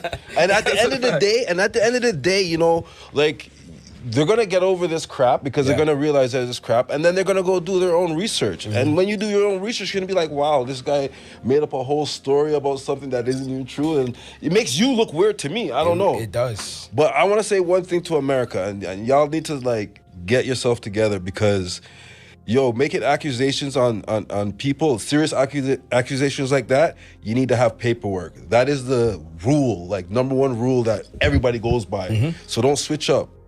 That's all I'm gonna say.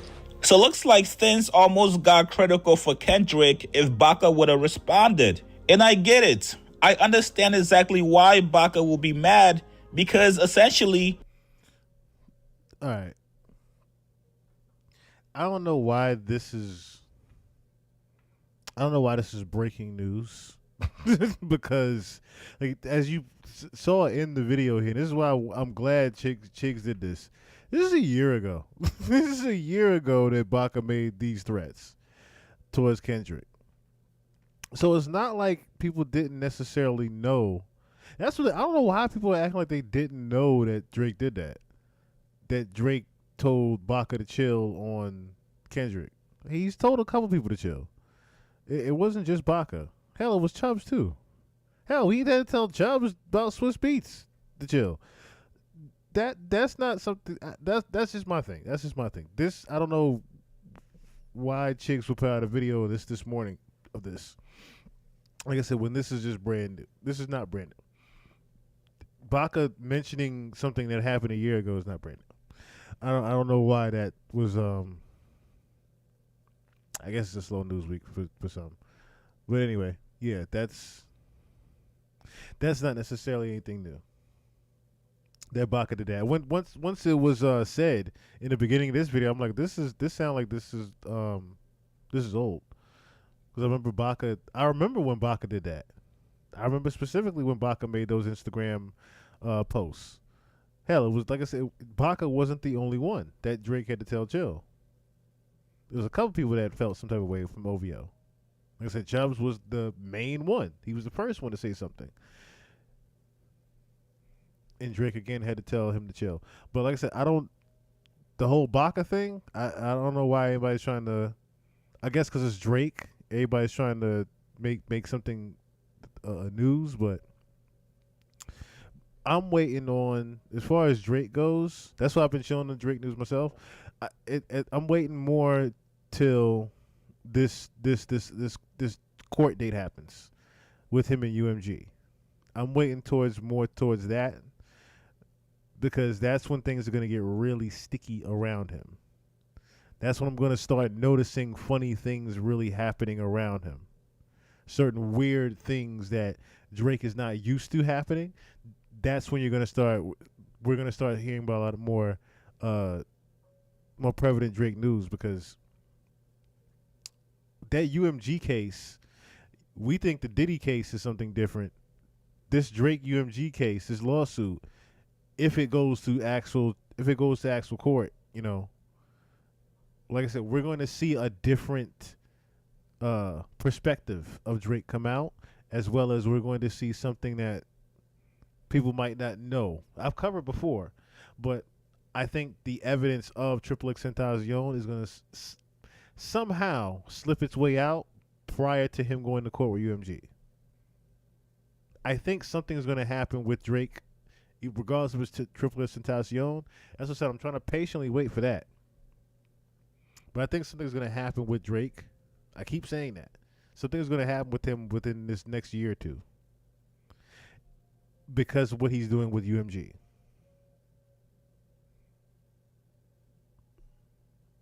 That's just my hops on Drake, because like I said, he doesn't really have anything going right now. They're trying to make this Nokia record, which I know the Nokia record was going to do something because of that beat, but I don't think he actually even wrote that record as well.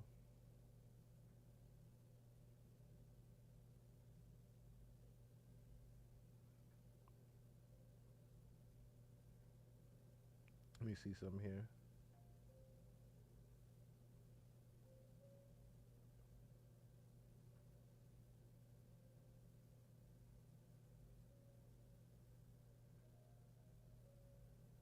Well, I mean, yeah, but I mean, him bringing up the line about not like us, it's not like people don't still sing the line. That's not necessarily helping UMG. Plus, this UMG already is not even worried about the lawsuit. That's the thing. They're not necessarily worried about Drake taking him to court. Especially when they keep just saying UMG, they don't even mention Lucian Grange. Lucian Grange just being in a RICO case with Diddy. Let's keep that in perspective as well. He just beat being a defendant in a RICO case. That just shows you his power right there.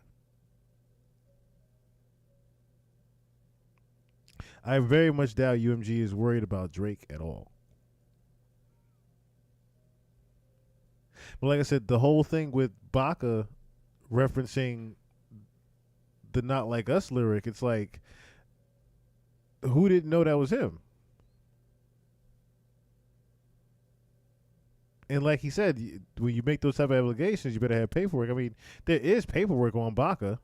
There's paperwork, of course, on that, that Baka was accused of that. But there isn't any on Drake necessarily. That's really what he was saying. There isn't any paperwork on Drake being a pedophile. which of course we have evidence of our own. We have evidence here in the pod. People out there have evidence on him, but there's no actual paperwork on Drake. So I get what Baka was actually trying to say with that one. But like I said, the whole him bringing up the threats and being told to chill, I don't necessarily know why some people are trying to make that breaking news, because that like I said was very much a year ago when Baka made those threats, and they're still going on. They're still going on. Not just, like I said, not just with Baka. They're still going on with Kendrick. There's still the whole Canada versus West Coast synopsis going on, but that's not even a thing. That's not even a thing.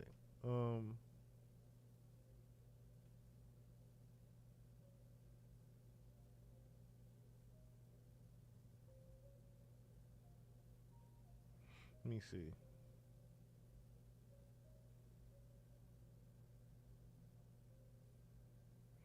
All right, let me see. Where we gonna go? Guess we do Sean Kingston.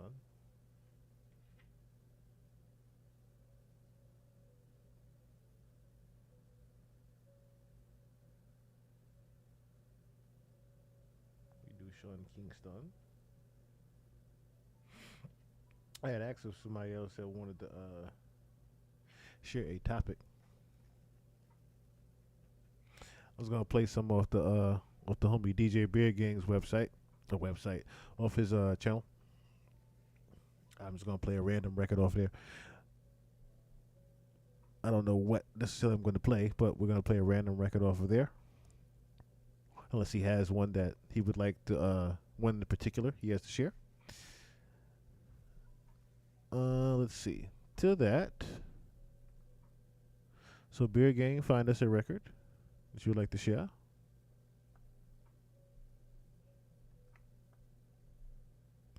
So, Sean Kingston and his mama have been found guilty. NBC News, the Beautiful Girls singer, whose real name is Keyshawn Anderson, and his mom, Janice Turner, were each found guilty on 1 count of conspiracy to commit wire fraud and 4 counts of wire fraud at a Florida courthouse on March 28th. The two will be sentenced July 11th, with Kingston confined to house arrest for the time being. Meanwhile, his mother has been remanded into federal custody. Per a press release from the Southern District of Florida's U.S. Attorney's Office, the mother-son duo were accused of scamming $1 million worth of items from vendors of luxury cars, jewelry, and other high-end goods by falsely representing that they had executed bank wire or other monetary payment transfers. Kingston was arrested in California on May 23, 2024, hours after his mother was taken into police custody during a raid on his Florida rental home. He waived his right to fight extradition and was transported to Florida, where he and his mom posted bail and pled not guilty to their charges. According to NBC 6 South Florida, during their trial, which began on March 24th, Turner testified to being irresponsible with her son's finances and creating fake wire transfers. She said Kingston had a need to keep up with his celebrity image through an expensive lifestyle, alleging that her son was taken advantage of by other businesses in the past. Turner testified she had every intention of paying, and the fake documents were a way to buy time so she could investigate the legitimacy of the vendors. Kingston chose not to testify, with his defense attorney arguing in closing statements that the musician is, quote, still a kid in his mind and doesn't get how business works, per NBC. However, the prosecution contended that was no excuse. Assistant U.S. Attorney Mark Anton said there's only one reason fake documents would need to be created: to trick someone. For more updates on this story, visit eonline.com.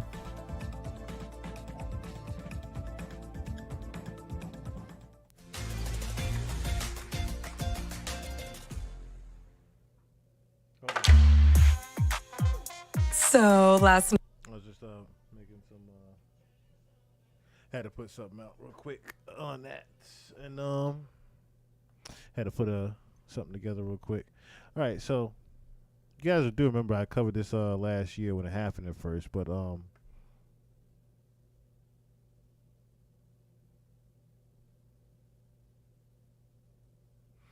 sure I go back up here.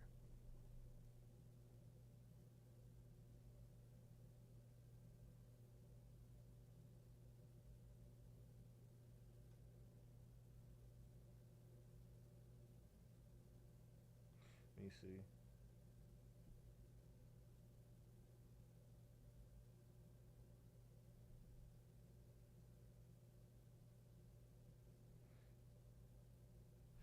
All right. Okay, where was I? Where was I? Oh, Sean Kingston and his mother was convicted of fraud. So, like I said, I covered this last year. Miami last week, Keyshawn Paul Anderson, a.k.a. Sean Kingston, and his mother, Janice Alina Turner, were convicted by a federal jury of 1 count of conspiracy to commit wire fraud and 4 counts of wire fraud for their scheme to defraud luxury merchandise vendors of over $1 million in property. From April 2023 to March 2024, Anderson reached out to his victims on a social media platform seeking to purchase valuable high-end merchandise. After negotiating a deal, Anderson would invite the sellers to one, if not more, of his high-end homes in the Broward County area.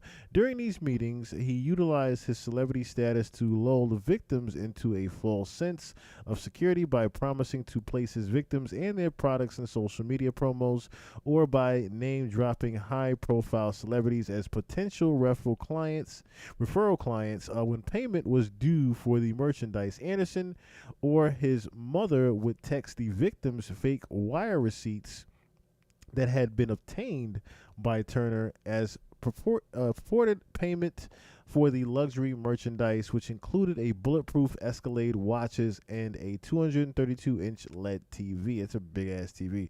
When the funds never cleared because the receipts were fake and no money had ever been transferred from legitimate accounts, the victims became suspicious, and despite numerous phone calls or text messages to Anderson and Turner, the victims were either never paid or only paid after filing a lawsuit or after law enforcement became involved. A sentencing hearing for Anderson and Turner is set for July 11th before U.S. District Judge Dave Lebowitz. The defendant faced up to 20 years in prison for each count. U.S. Attorney Hayden O'Brien for the Southern District of Florida, Special Agent in Charge Rafael Barros of the U.S. Secret Service Miami Field Office, and Sheriff Gregory Tony in the Boyd made the announcement. USS Miami and BSO investigated the case and assistant. Blah, blah, blah. Okay. Trevor Jones prosecuted the case. So, yeah.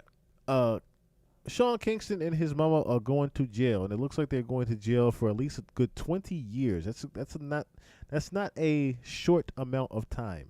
That's not a short amount of time at all.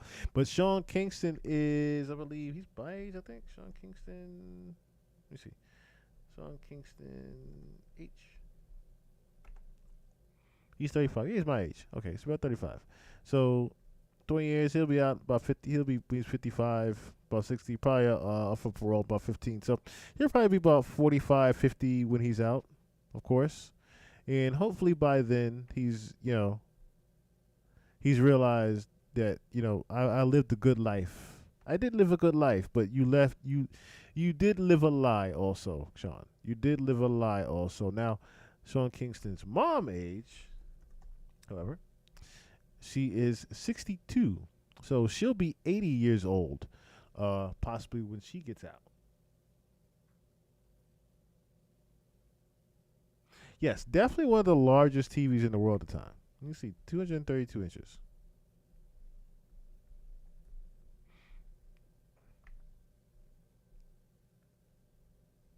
It's a colossal TV. Now I don't know why they say that's a 200. That's not no 232 inch. This is the 232 inch TV. This is the colossal.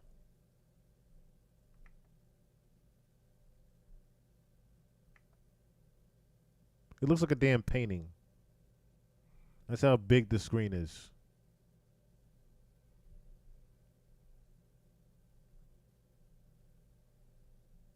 That's crazy. You put 232 inch TV and he comes up. So this is actually it in real time. This is how it actually looked. It's a big ass TV. Why on earth you need a TV this size? I have no idea. Because he probably had a movie theater as well in his home. But why on earth did you need this size of a TV? Look how much you got to actually put together for this TV. Look at the paneling in the back. Someone had to actually come in and put the paneling into this shit. There's a big ass TV for absolutely no apparent reason. Is this it up here? Like, what the fuck?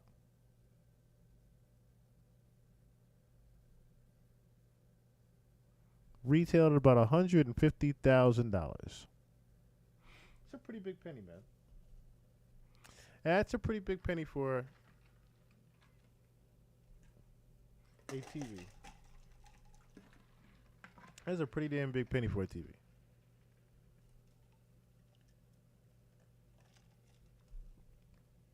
Some fruit punch.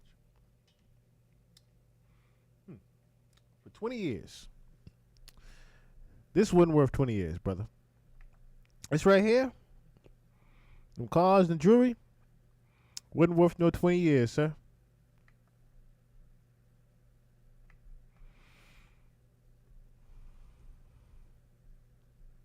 All this shit got repossessed. All this shit got repossessed.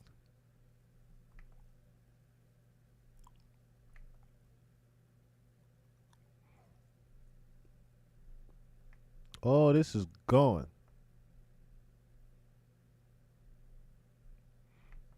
And you would think he was, and the crazy thing was, he was literally doing this off of Justin Bieber's name.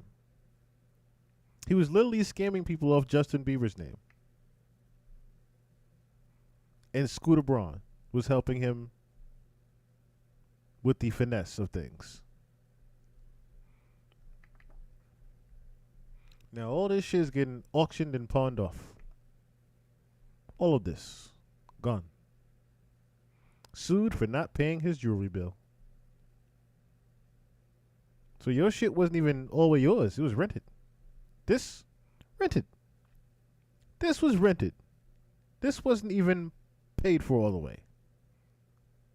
At the time, remember, this was a huge talk.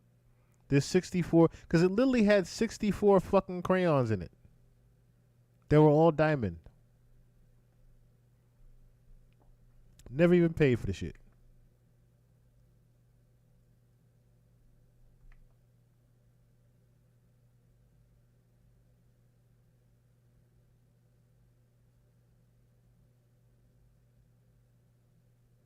Unbelievable. Or they paid $300,000 for the jewelry lawsuit at the time. Then you got ordered to pay $44,000 for the Rolex.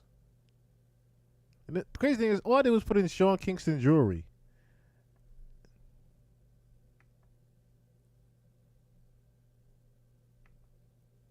Celebrity jeweler that he owed $125,000. Remember that guy's interview? He was going around doing a couple different interviews. He did one in his car that he got called up to do an interview.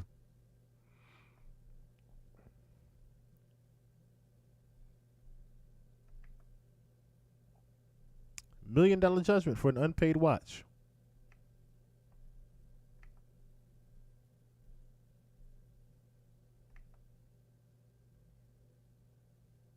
$350,000 for a jewelry bill. Look, I'm just trying to tell you, like, it ain't worth it, man. It ain't worth it. Failed to pay jeweler $200,000 worth of bling. It ain't worth it, man. It ain't worth it. Ain't shit worth it, man.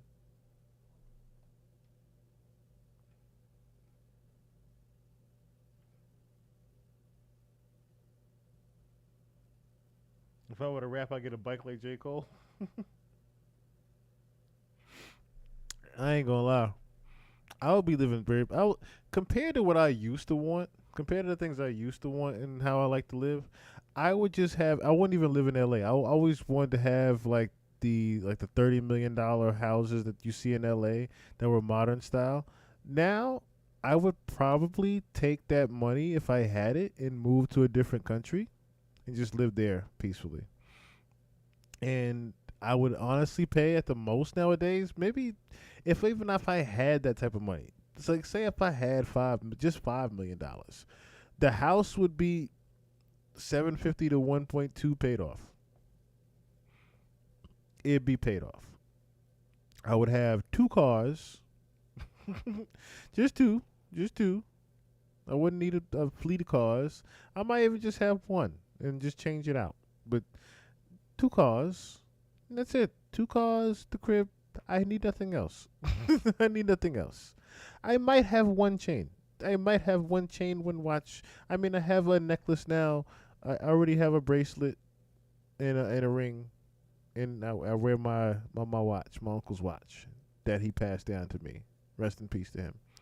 So I wouldn't necessarily need anything. I just wouldn't. I wouldn't need I wouldn't need a damn colossal TV. I wouldn't. Like I say, I have some spending I have bad spending habits, but at the same time, I wouldn't be that bad with it. I wouldn't be that bad with it. My bad spending habits are my food. That's really my bad spending habits. I eat fast food. That's really it, because I don't cook much. I'm a guy. I'm a bachelor. I don't really eat much. So I'm good with my White Castle. I cook spaghetti. I cook macaroni and cheese and chicken. I make some mean Tuscan chicken. I do, you know what I'm saying, get busy in the kitchen with some Tuscan chicken pasta.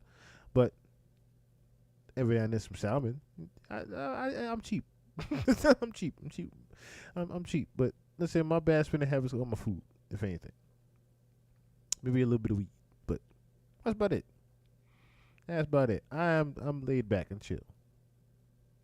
I'm the type of nigga I'll be in the house with, you know what I'm saying, some bud in the video game.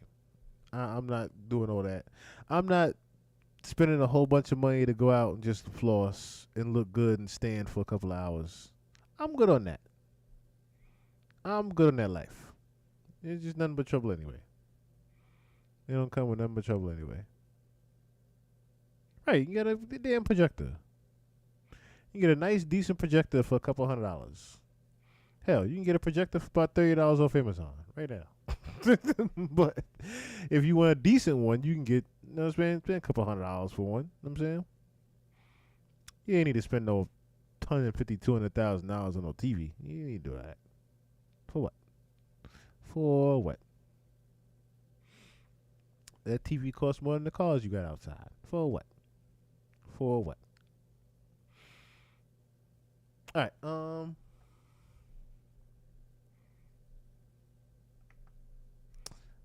Let's see.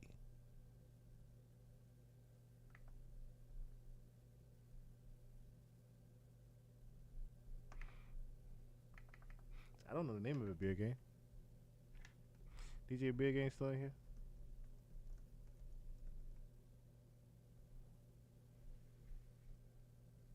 Oh, this is him right here. Okay.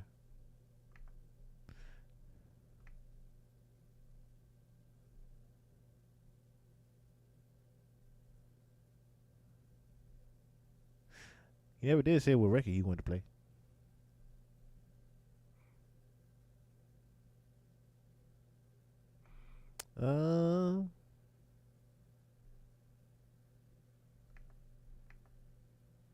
I guess we could play this one up here on top.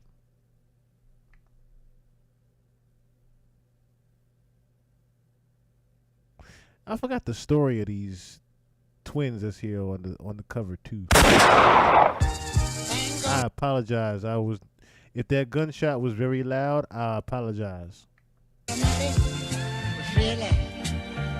Yo, hey yo, I feel like Jesus standing in front of my people, knowing all of them evil. Know the first chance they get, they gon' leave me bleeding. People's champions, the sacrificial lamb of the Lou. I could've signed a tall boy, or either Sam of them two, or possibly popped up an all-star. You pay a meal for my rookie card with the stats missing. Picture faded corners, wore down hard. I stand alone as a guard. I walk the path like, yo, you gotta feel my ass right.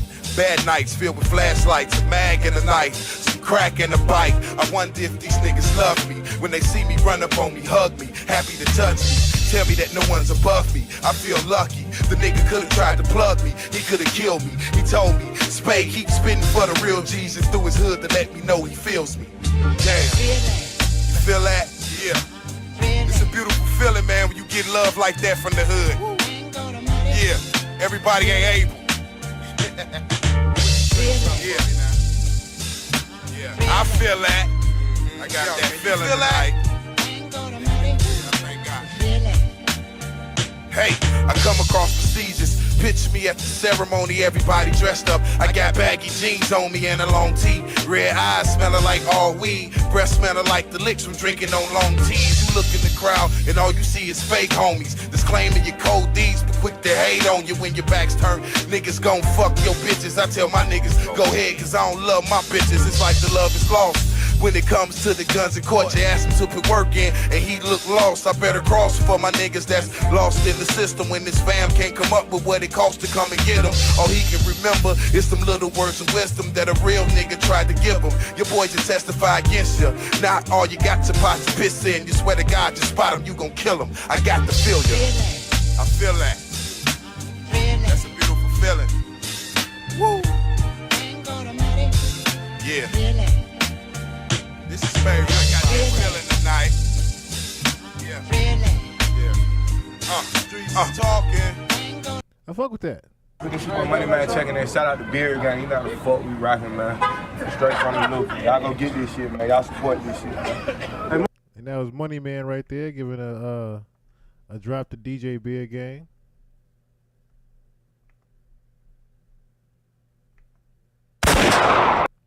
I did not mean to play the gunshot again, but okay. So that was not DJ Beer Gang, but that was DJ Beer Gang's artist, Spade. Y'all give a shout out to DJ Beer Gang in the chat. DJ Beer Gang is always here in the chat. Big shout out to him. Huge help to me. God bless the brother. God bless the brother. Salute. No one else. Mary J. Blige sample. Yeah, a dope record. Everything that I've heard by the gentleman Spade, I like. So, and like I said, that was just a random pick. It was a random pick. It was at the top of the list. So of course, I guess that was the one of the most played records. We'll do some more Spade here on the channel. I do like I said, Spade records. Yes, definitely some fire. Definitely fire emojis in the chat. Thank you. Let's see here. Feel that. I like that record. a lot. I like that record. All right, so if trying to think now.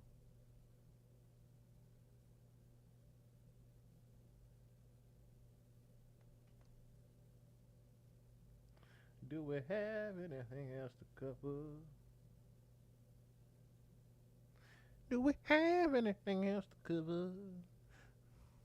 I think did he produce the record? I'm not sure. I was hoping he'd still be in the chat to answer. But I'm starting to think Usual Suspects have either done went on and done something else, or they are all asleep. They have all went to sleep. Which, like I said, that might be my fault because, like I said, I was supposed to do this a little bit earlier during the day, but I wanted to give people enough time to get home from work. I wanted to get the late night audience as well as the daytime audience. So I guess we just went on at a different time, bad time. So that's better. I was hoping to still get a topic from Jay Porter. Who the Man was supposed to show up. So also Allison Clatton, they didn't show up. So only person that did show up was Black. the only person that did show up was D. So hey, we covered. We at least got to cover his topic. Which I'll be putting the clip out to that tomorrow. If it lets me, I'll upload it tonight. But I'll be putting the clip out to that tomorrow. I'm trying not to confuse the goddamn algorithm too. I noticed my damn short that I put out hasn't got as much traction as the other like 3 or 4 shorts, and I'm wondering now if it's just confused the algorithm with the pod and the video game. So, other thing I want to say is this live from the spot is going to be moving straight to Patreon. Coming forth, I might do one more episode live here on the YouTube, but other than that, live from the spot is going to be moving to the Patreon, as well as I'm going to be doing the video game. The YouTube channel here is going to be converting to more gaming content.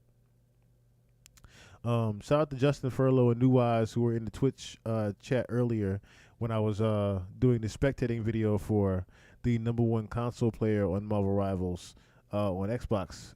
He plays Hawkeye. Like I said, shout out to New Eyes and Justin Furlow who tuned in earlier to that. You'll be seeing more of that here on this channel moving forward. More gaming content will be on this channel moving forward. I'm converting that to the gaming channel, as well as, like I said, Live from the Spot will be going to Patreon.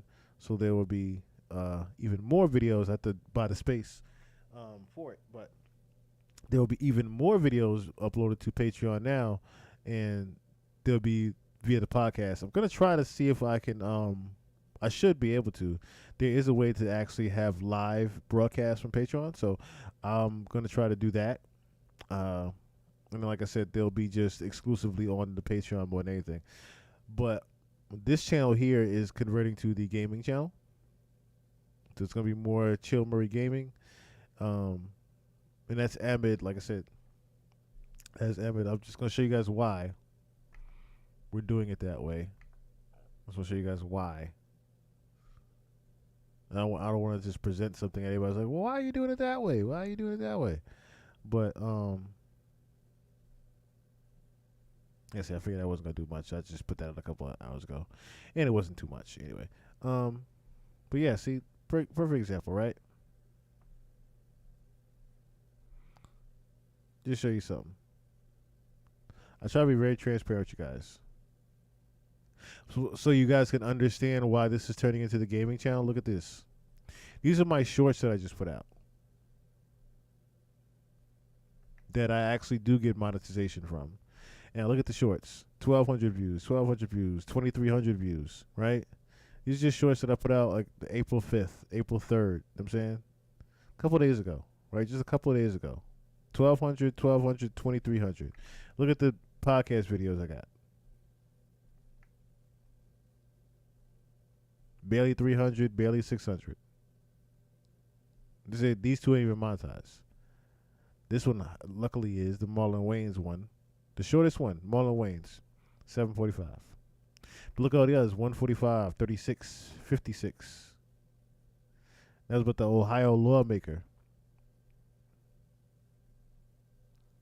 You see how these barely even get looked at?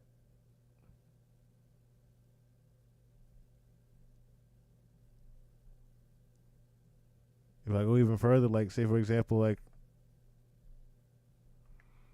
I love doing the pod for you guys. I love doing the pod for you guys. I was trying to show like the Isaac Caffey one. The Isaac Caffey one I think barely even cracked 100. But no, like I said, I love doing this. Absolutely love doing this. It's just more so the fact that the gaming content, yes, pretty much. The great way to say it, they're nerfing you. They pretty much nerfing me. That's pretty much what it is. And I get it. Especially since gaming content is the new thing right now. I'm not going to say the new thing, but everybody is pretty much just, YouTube is becoming more and more the hub for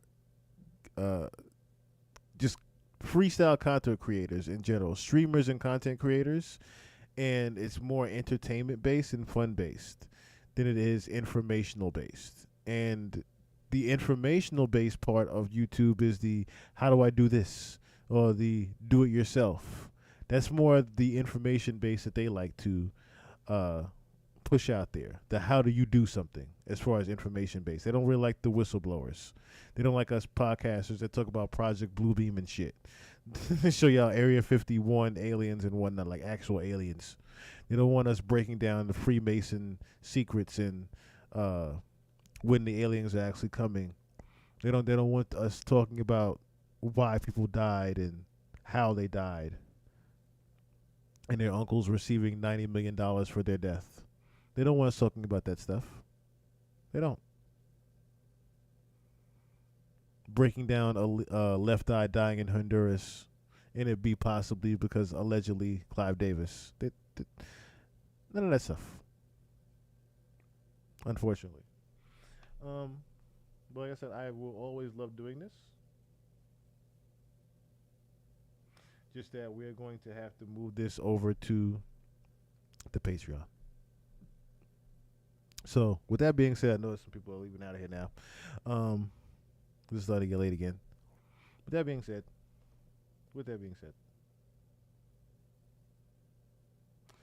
till next time, I bid you all adieu. I bid you all adieu. I see Tamiko Show just commented. I don't know what she commented on. I gotta look at the video she commented on now. But yeah, I greatly appreciate all of you. I love all of you. This was fun again. Angie Stone. Well, that's the thing. We covered Angie Stone. We covered the death of Angie Stone and how that one was linked to Clive Davis. The first person I thought of when Angie Stone passed away was Clive Davis, because she had just did an interview.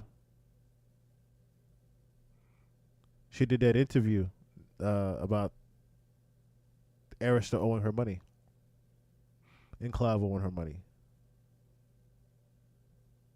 But yeah, like I said, we had covered Angie Stone already. There's a video. Again, there's a video.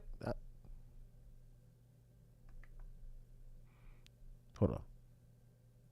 Oh shit, I passed Isaac Cappy. Yeah, 220 views, 205 views on Isaac Cappy. Where was that? Where's the goddamn page? Because it should be on this one. I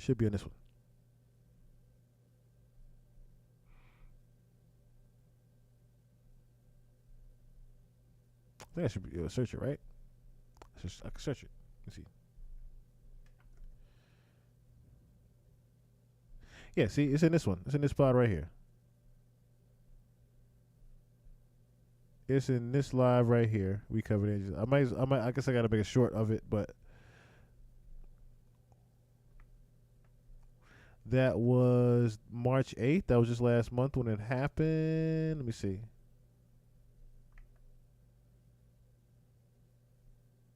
Number the big guys, what's going on?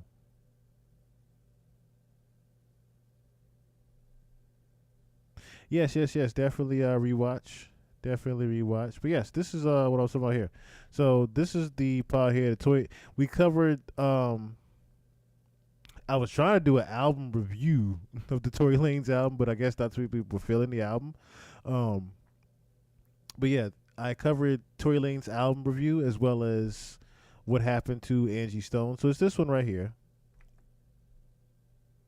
It's the live from March 8th.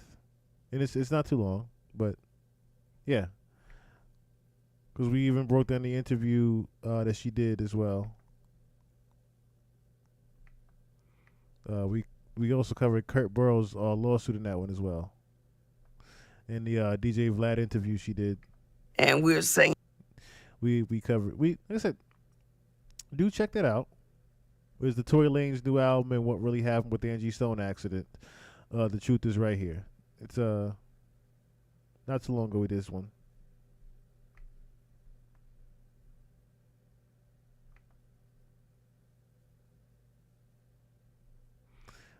But yes, like I said, love doing this. I love doing this with y'all. But we will be moving this exclusively to the Patreon. And this will be converting to the gaming channel. Videos will still be up. But this is more so be for the gaming now. Because YouTube wants me to game. YouTube obviously wants me to game. The algorithm wants me to game. Till next time, y'all. This was fun. As always. As Dylon said. Who are the 5 best rappers of all time? Think about it. Dylon, and Dylon. Because I spit hot fire. Thank you, Nova the Biggest. Here we go. I really appreciate it. Here we go like that. Here we go like that.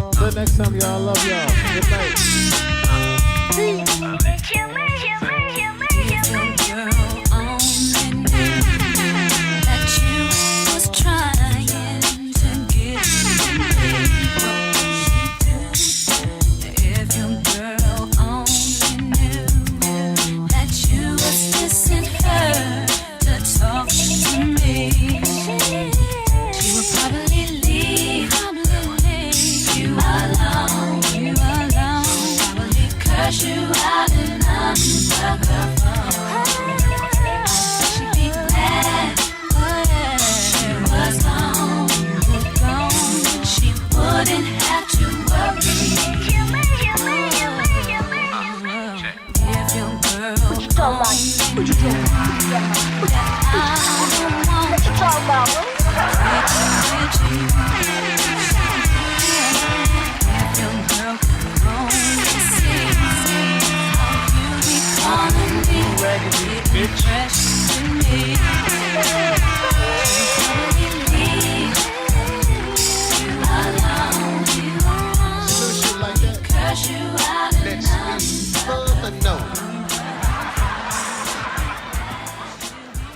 What it is you really do.